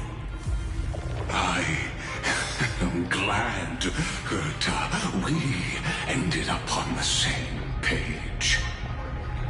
No matter if it was to destroy the erudition or to rewrite the instance, we both chose the same road. We will defy the god who marked the limits of humanity. I'm not gonna argue with that. Then, to celebrate us coming to a fundamental agreement, I will prepare a stage for your performance. Listen well, geniuses who came after me. Thus speaks Genius Society #1. End this pathetic meeting. As of 2 nanoseconds ago, I have passed Herta's decision to all the Xandars in the universe. We will become her representatives and stop all external interferences targeting her. What are you playing at? My reasons. It's simple. Curiosity. That is all, madam. Am I going to clash blades with the first genius? What a pleasant surprise. Now that our positions are clear, it's time for this boring meeting to end. Good luck, little girl. Did you all just treat me as a side character? Darn it. But anyways, I'm just here for the fun.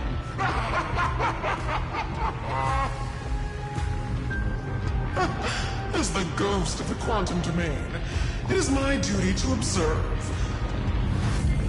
So, if you're happy to bring me a tea set from planet Screw'em, then I wouldn't mind giving you a helping hand, little witch.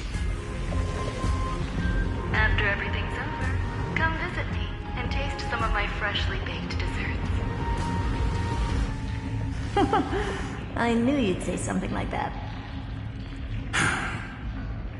I always give the same response to plans that exceed the limits of mathematical calculations. I don't know, right? Those 3 words, though seemingly graceless, contain all the wisdom in the entire known cosmos. Well, we passed the Society's trial. Let's focus on what we've got in front of us. I hope you hold up your end of the bargain, Senior Society member.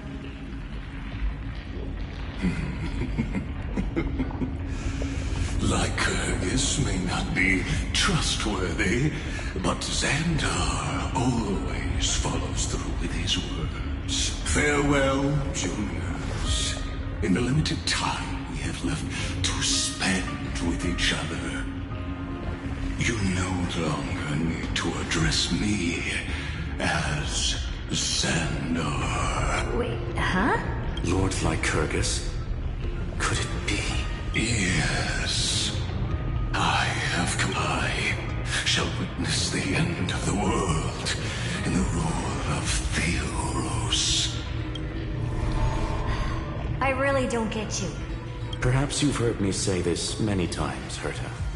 But I still would like to reiterate that it's a great honor to work with you. I did hear this many times, and I've responded to you many times in the same way. I'm allergic to pleasantries. Keep at it, and I might go into shock. Stephen's work is done. Let's get ready. I've been ready for ages. Most heroes' journeys in the universe are just dice tosses they threw on a whim. But make them see clearly. Your answer is already different. Amphorius. Indeed, for this world so deeply loved will write an ending, unlike any that ever was.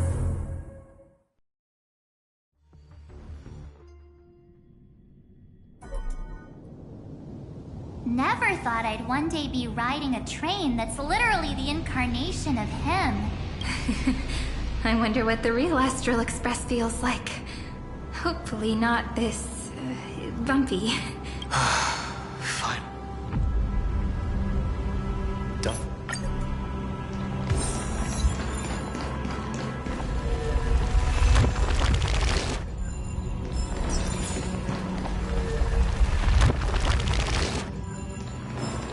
So this is what lies at the end of the West Wind. A ravaged battlefield.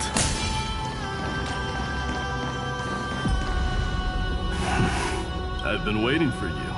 Heroes from beyond the sky. Trailblazers of the Astral Express. Right? Looks like I don't need to explain anything. I am the god of strife. Mighty of Castrum Kremnos. In this body rest 30 million lifetimes of cause and effect. We, the last of the 12 Titans, stand ready to fight for the world's destiny.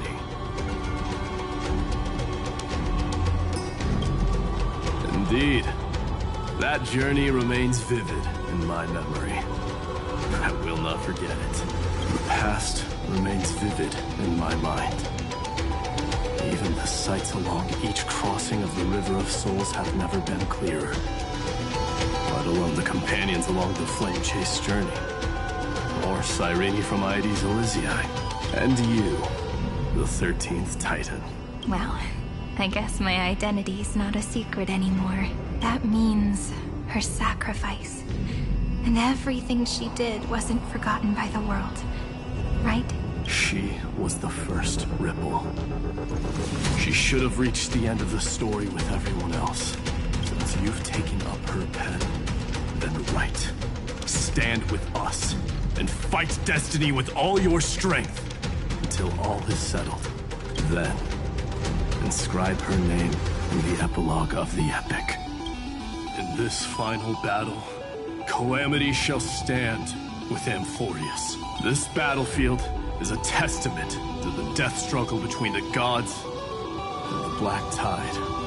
We fought tooth and nail to defend that blade. The abyss it pierced was the very breeding ground of Iron Tomb.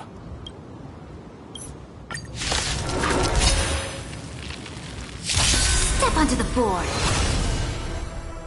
Stars, shine for the heroes. Let's play for a while. No other choice but forward. The future will come! If all is black or white, there'd be no charm. Kinda hurts. It's my turn to shine. I'll go easy this time. Feeling spiffy? Together we can do... Victory now rests in my hand. A bloody fight.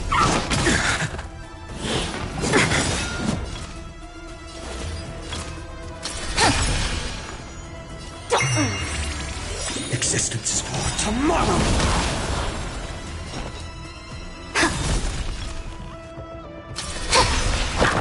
Kinda hurts. Let's play for a while.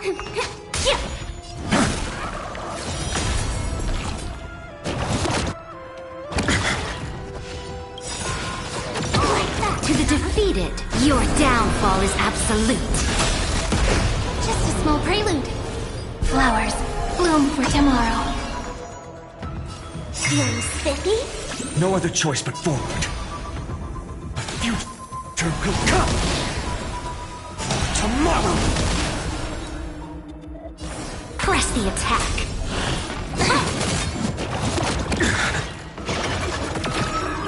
It's my turn to shine. Stars, shine for the heroes. Can you find the answer?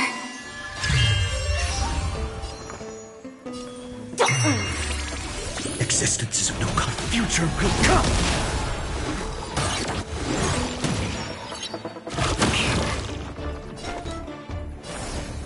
bloody fight. Together we can do anything.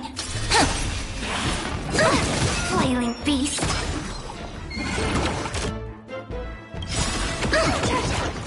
Memories waiting to be woken up by a shooting star.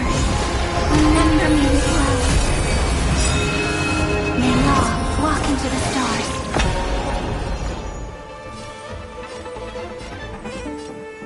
Heroes.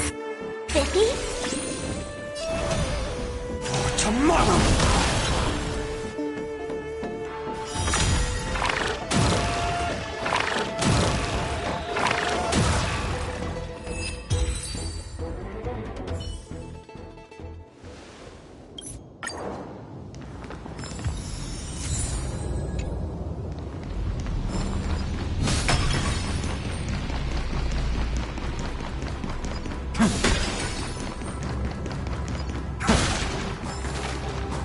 Zephyro. Sounds like someone fused me and the Little Prince into one name.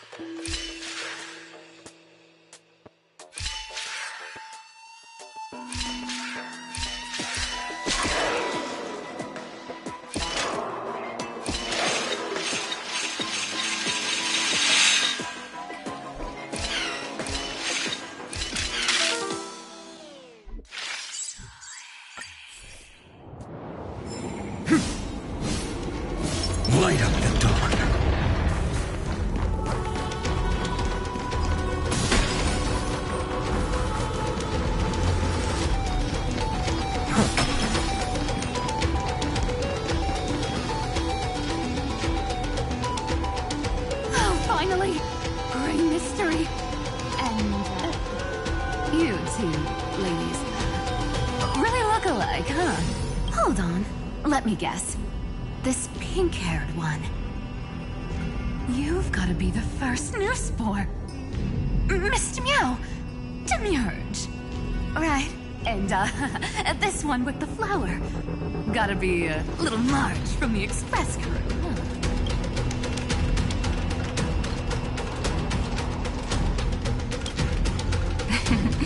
But she's not wrong. Some flowers do look alike after all. Relax. I'm just kidding. Let me share some good news with you. This place may look like a ruin at first glance, but anyone can tell it's not that simple. Look, I dug 3,000 feet down and finally struck gold. Golden feather. Look familiar. It's from that little deliverer boy. If it's showing up here, it means only one thing. This ruin is the seal he built from the shattered remains of 30 million lifetimes. Well, well. If it isn't the little prince himself. It's been a while, Lady Cyphera. It's not every day we get to walk the same road. We're one player short. When's Princess Homebody showing up?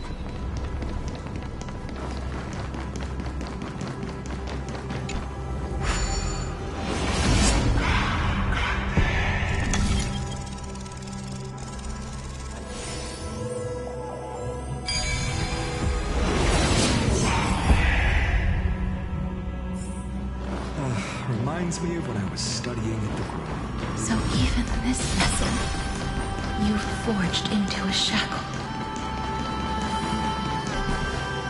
I'm glad to see you again, Mister. Casterus. Looking back, I had only one act of salvation to my name, and only one life I ever saved. To bring hope to a world so vast with these hands. Even in dreams, it always felt like too much to ask for.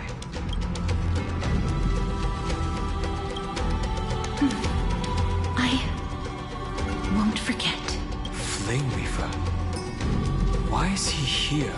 This is the first Castellana, and Lord Finan's deepest wound. He remembered everything he bore through the fires of his fury. But when the embers faded, all that remained was cold regret. Why so sentimental? Sorry, the force of habit.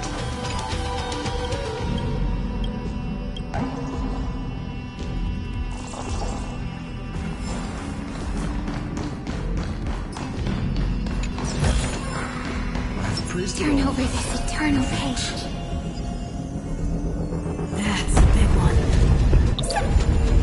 Not budging an inch, huh? See? Way better than that guy, right?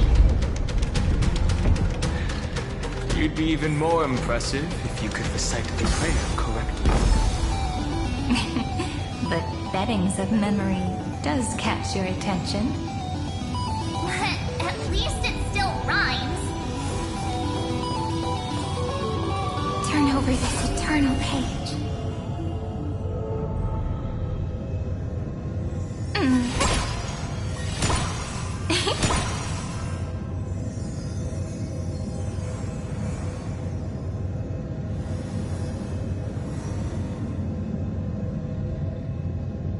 There's a whole garden down here? Incredible. The energy in the Earth's veins here it's completely different. This is the sweet dream Lady Cypher wove for him. A peaceful, gentle new world.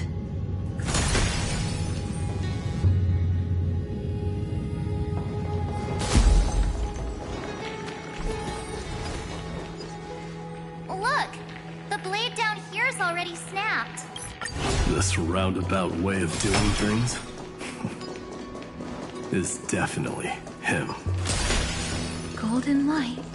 Turn over. All the pink lights have finally come together. I've been waiting so long for you. Grayi, Danny, and... So that makes 3 adorable pink-haired girls. Huh? I told ya. Let someone else say that kind of stuff. I'm glad we're all getting along so well. Hyacinth, did you awaken this golden light? That's Lord Finan's lingering divinity. The sky merely reflected its tracks. The golden blood has not faded. We should respond in kind. That's one huge harp. The strings tremble as the people on the surface wage war and cry out. Miss Clementine, Mr. Krataros, and countless others who have heeded Gray's call.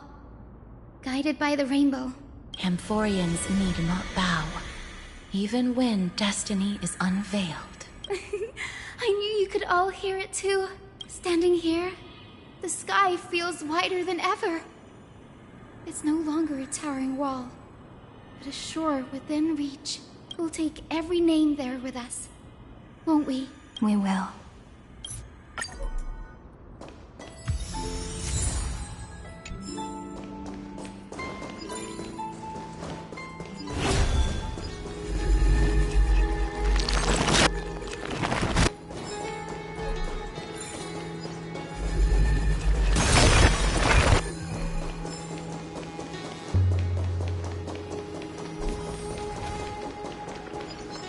Turn over this eternal page. Even this pure land has been tainted by the destruction. Shall we seek another way? His wisdom may be what we need.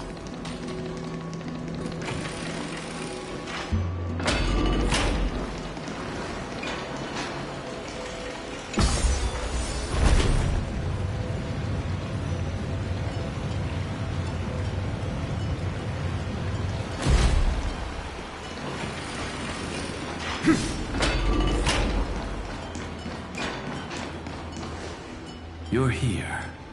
Sooner than I expected. So all along, the Demiurge was you. The pink mammal beside the Trailblazer. Your classification is pretty spot on, Professor Anaxa. Well, the sages of the Grove do call him the Titan with the sharpest eye in Euphorius. Say the ones who keep dumping every problem child on me. They also say that the Titans are way better at with great power.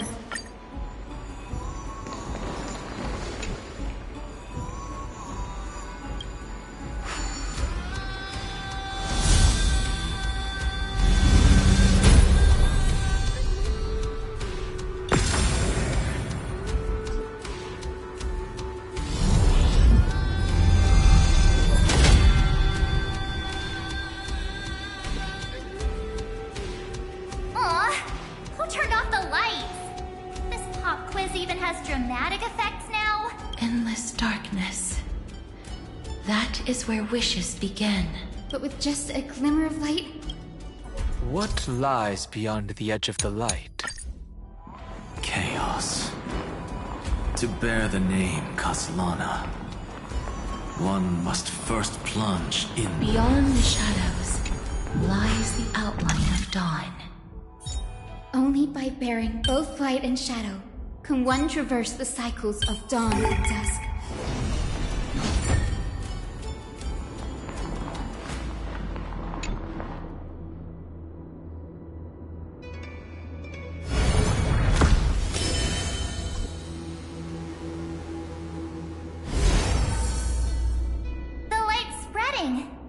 These creatures, they're everywhere. Someone, anyone, where are you? His very first wish was simply to become his village's little hero. He'll never forget what set him on this path. That's the ray of hope. Just like the wishes he gathered, it's grown ever more insatiable. Why? Why is this happening?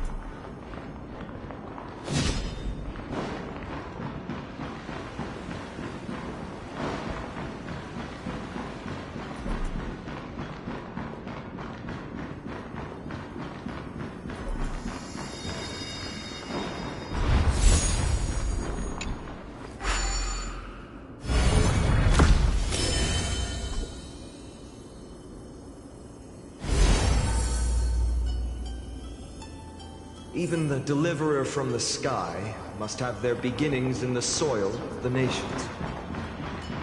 Only one who treats the world as their teacher can bear its eventual destiny. He never expected that the majestic holy city would be far from the end of what needed to be protected. The farther his gaze reached, the more weight he came to bear. But in the end, he couldn't hold on to any of it.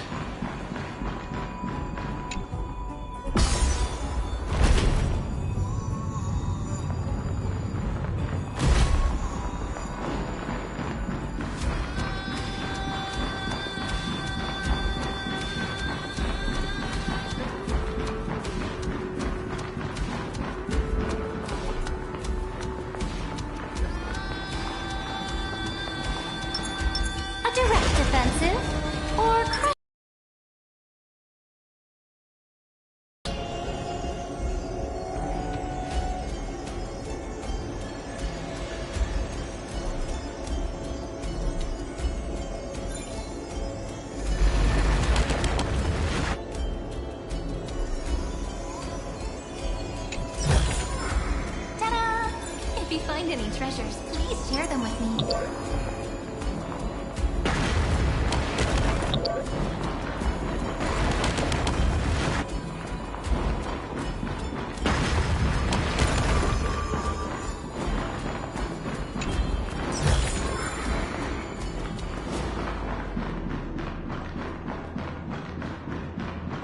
Turn over this eternal page.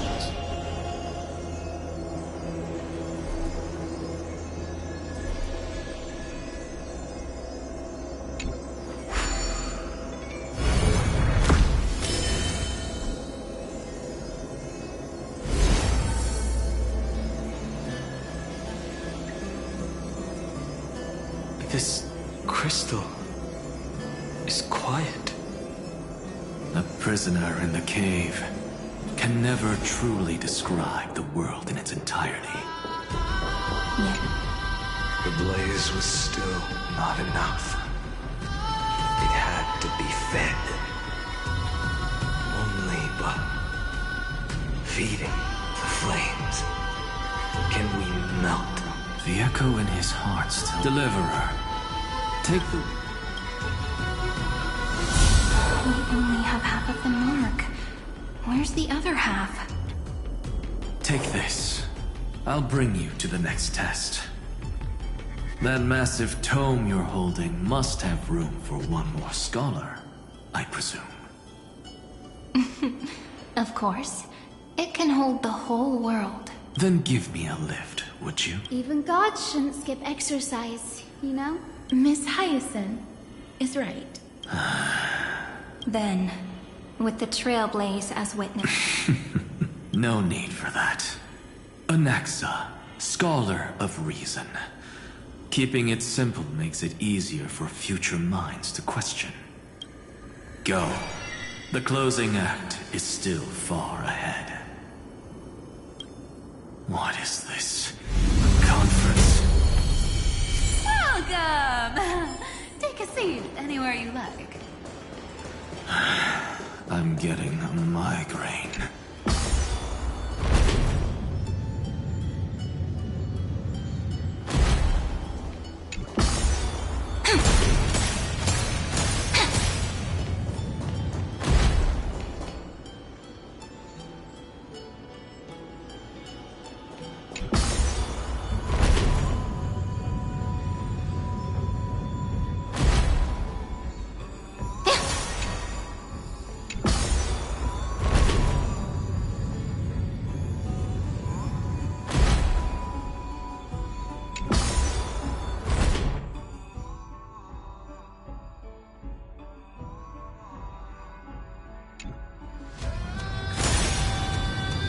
Turn over this eternal page.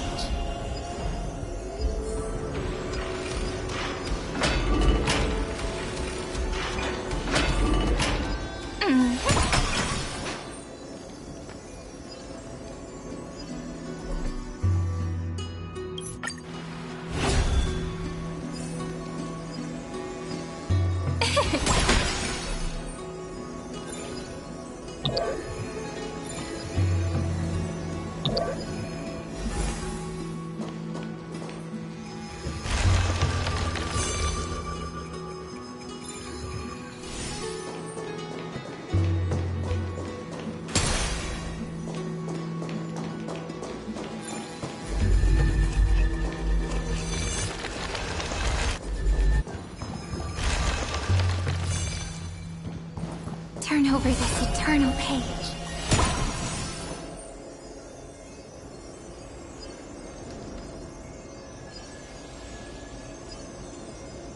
Now, don't lose your temper, Snowy.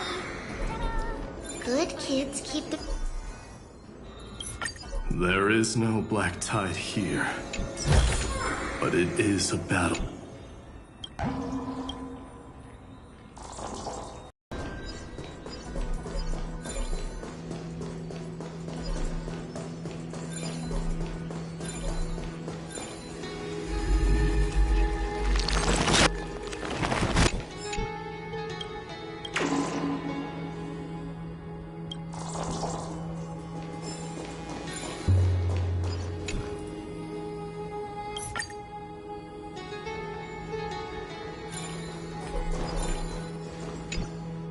His inner... Only 2 remain on this flame chase journey. Figures. We're always leading from the front line.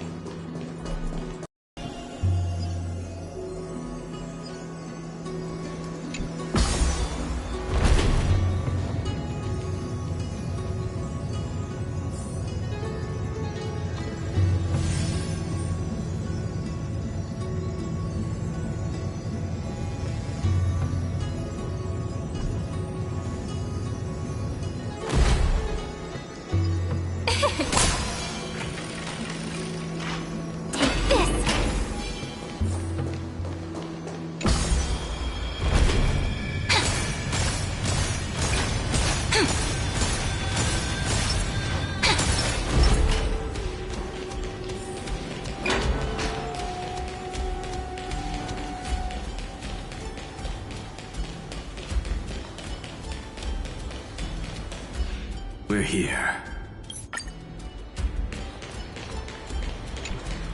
If you're ready.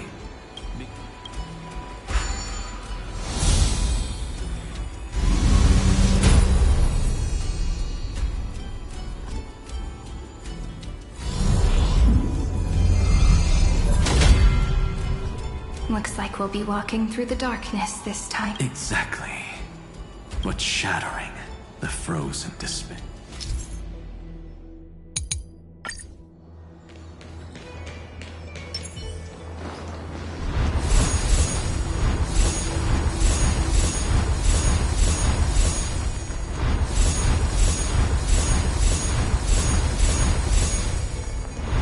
Light up the dawn.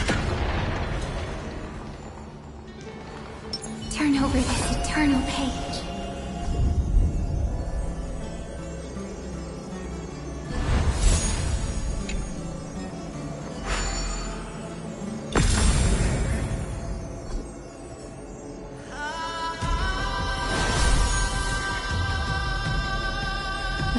ripple has faded. And so begins a long and arduous journey.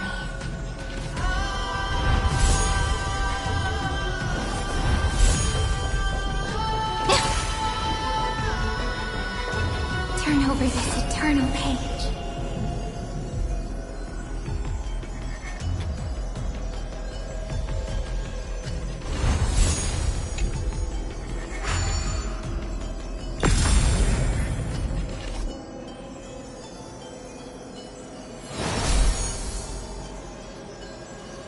Endless slaughter. All for nothing. That's more than anyone should be made to suffer.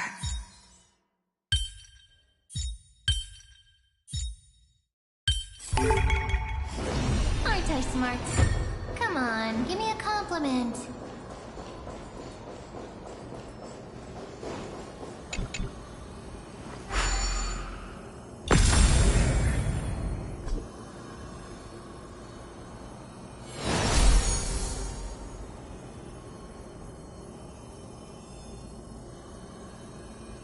Even when it was finally over, all that remained in him was despair?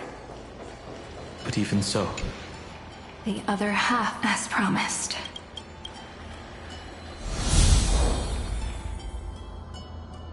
At last, you've released him and quenched the when both light and shadow are claimed by the blank statue.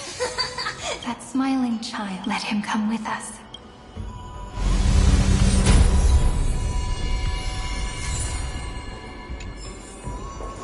Turn over this eternal page.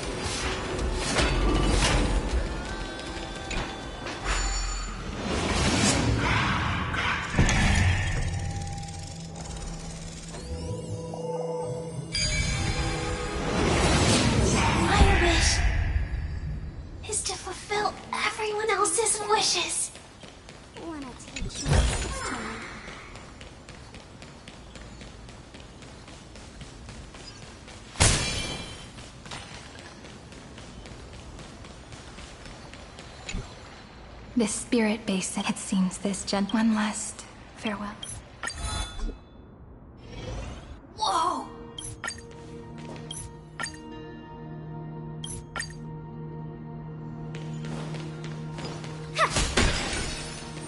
You really took the long way around. Well, now everyone's here. You finally...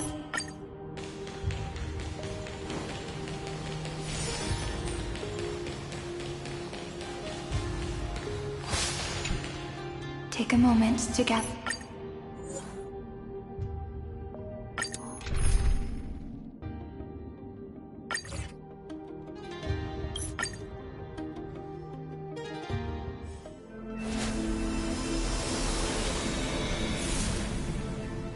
Losses are a constant on the Flame Chase journey.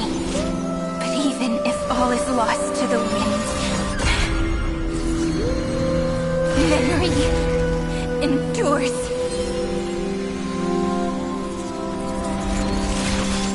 Here, all that was once futile finally comes to fruition.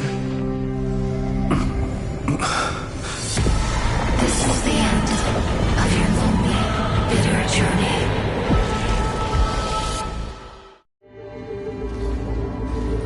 There's one more.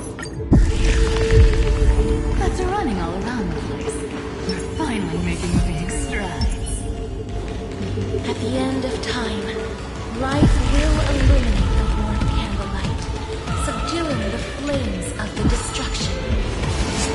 Cast everything behind. All that's left is the thrilling, relentless deathmatch.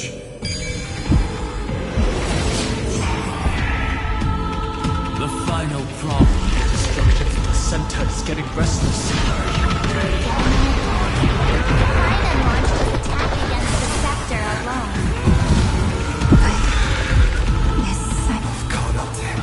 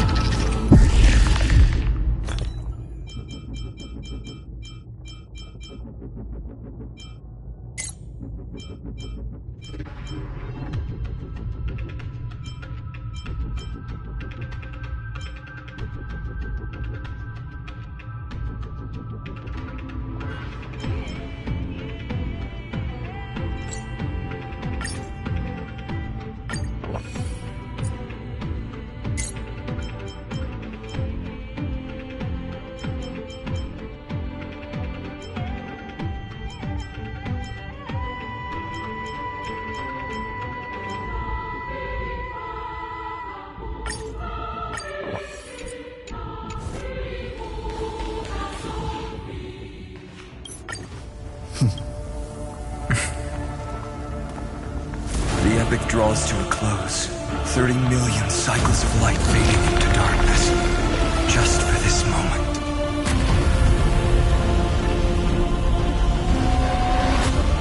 To welcome the true dawn.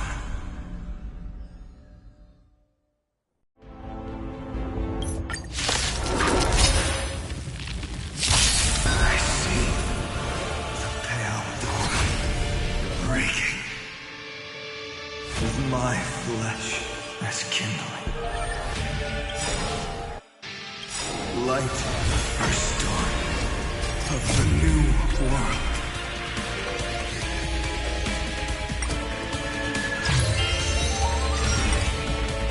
To the defeated, Oblivion, your downfall is absolute. Let's play for a while. Feeling spiffy? For tomorrow! Step onto the board. Stars, shine for the heroes. I'll go easy this time. Exist, future will come. Do not hesitate. Deliver. Destroy this body. Kill. Do not bow your head to them.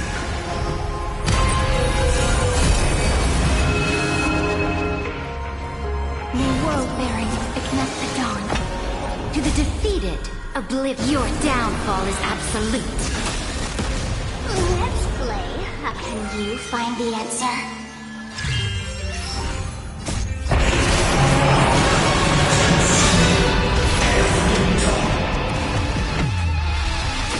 Iron Tomb's hatred is but when the time comes.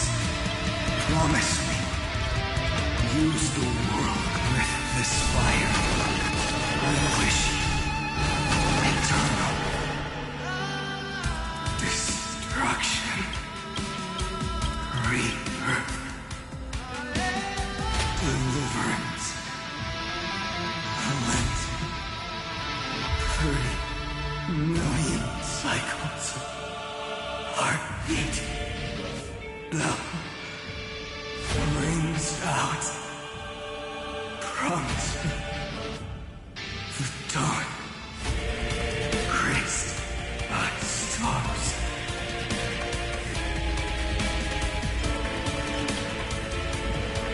That's good. Finally. Golden wheat field. In the starry sky. More fire.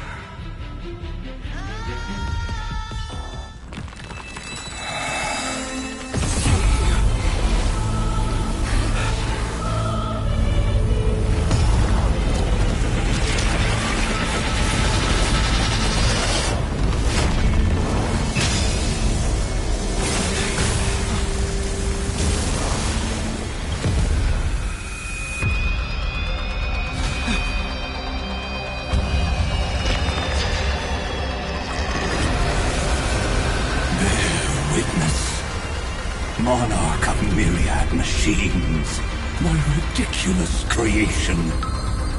The instant in your calculations bears the name Destruction.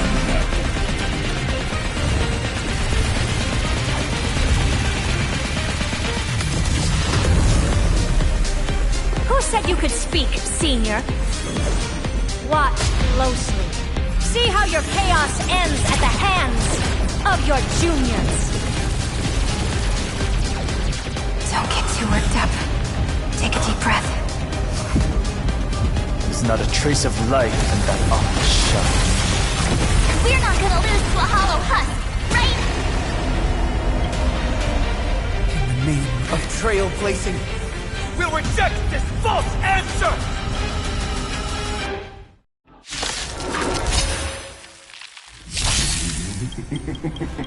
My atonement is complete. Iron Tomb's body has descended. Is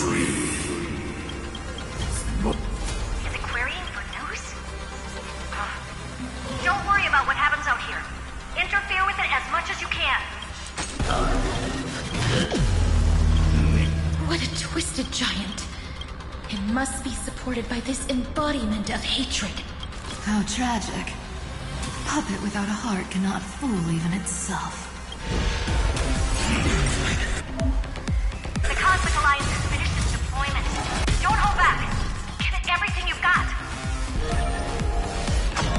Let's play for a while. Feeling spiffy? No other choice but forward. For tomorrow!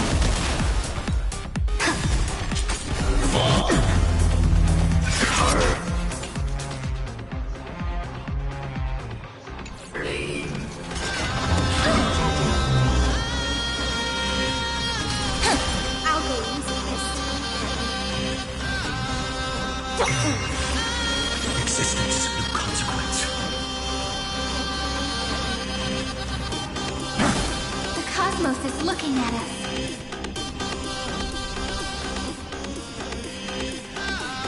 Flowers bloom for tomorrow.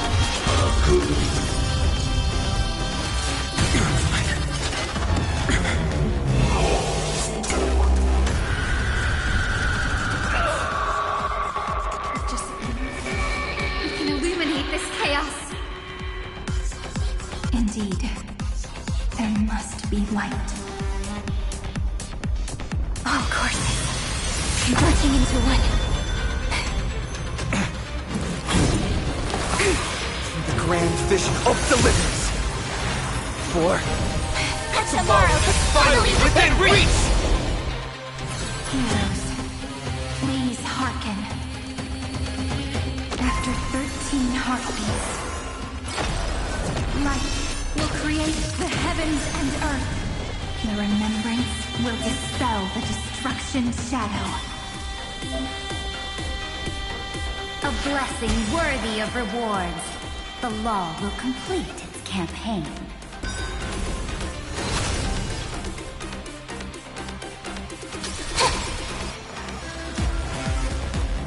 Feeling spiffy? Can you find the answer? To the defeated, oblivion. Your downfall is absolute. Tomorrow!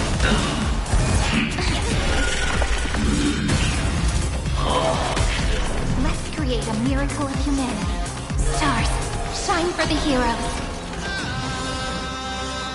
Press the attack.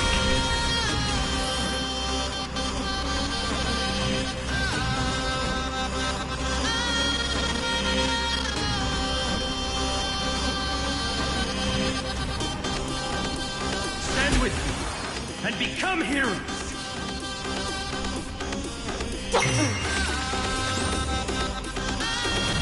Future will come!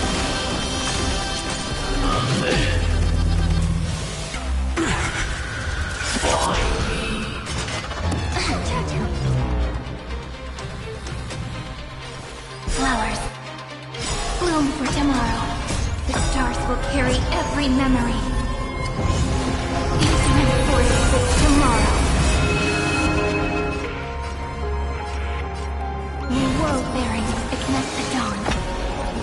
now rests in my hand. Let's play. Will you find the answer?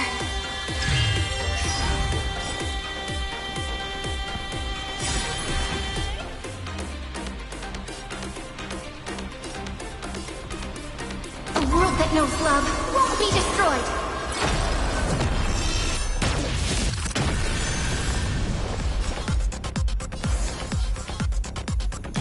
A bloody fight.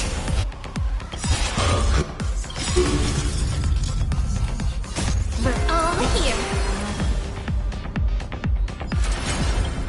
Cleanse hatred with love.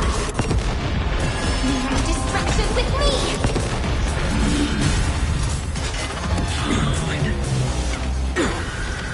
Let's play for a while.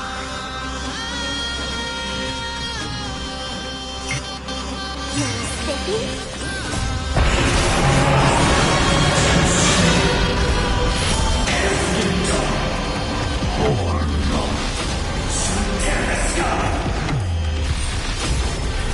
Stay calm, everyone. This unprecedented trailblaze is worth everyone's effort.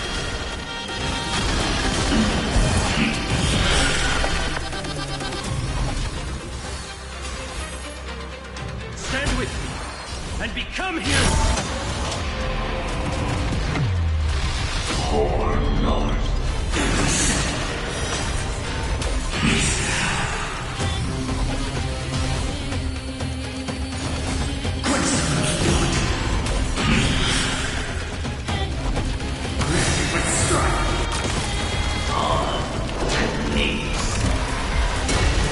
Strong spikes have appeared on the path chart. Logic.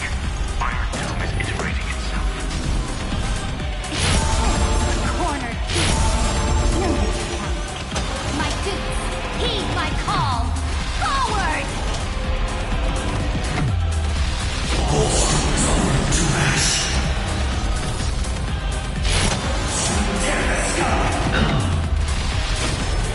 I've always avoided thinking anything vertical. But now, humanity, justice is on. Struggle as much as you want, you brainless half-baked tool with nothing but impotent rage. Stand with me and become heroes!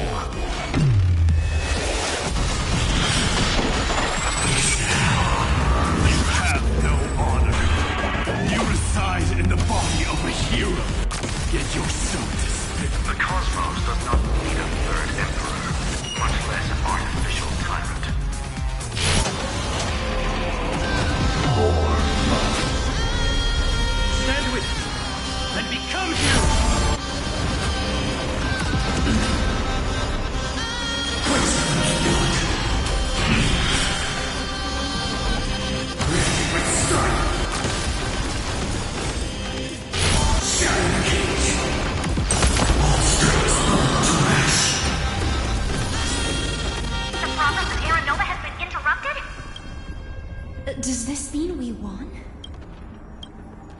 Oh, but we have a bad feeling about this. The golden thread still trembles. The war is not over yet. Correction. This is not a war, but a debate. In war,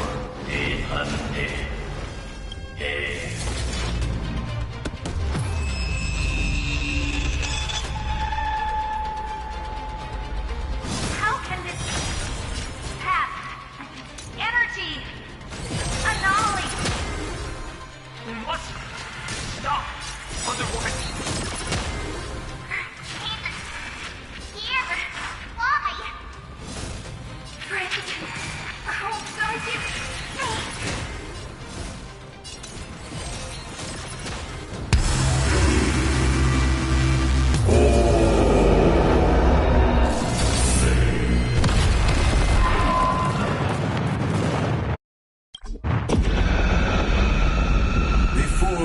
instant of the cosmos is the coronation of Iron Doom.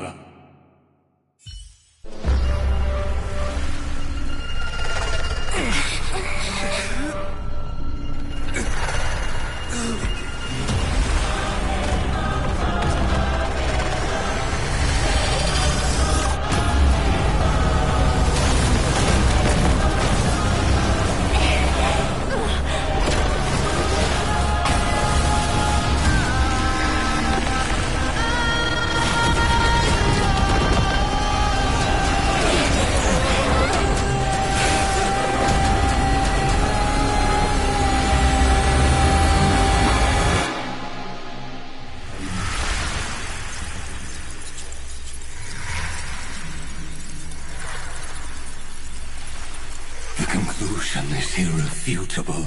The right side of the equation, the erudition, falls silent.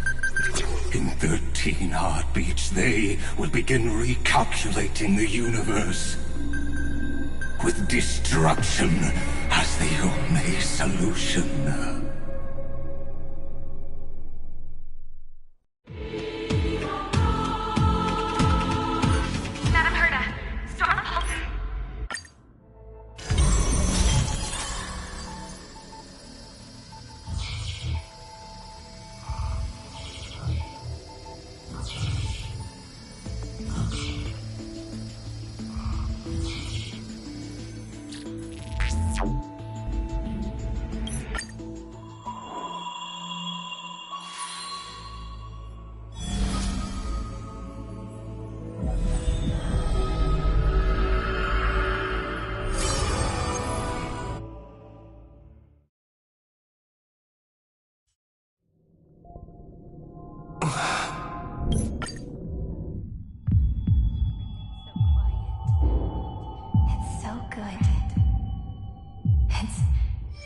If the view in your memory ever grows fuzzy, just reach out and touch it.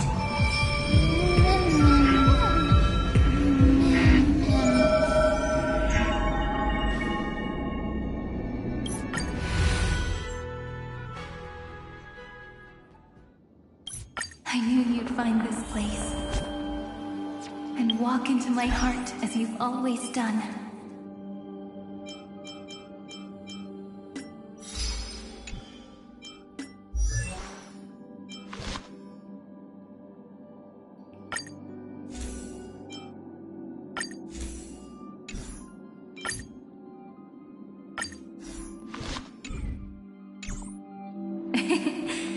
Then let us both do our duty. The hero who trailblazes the way forward, and the fairy who watches over remembrance. We never changed at all, did we?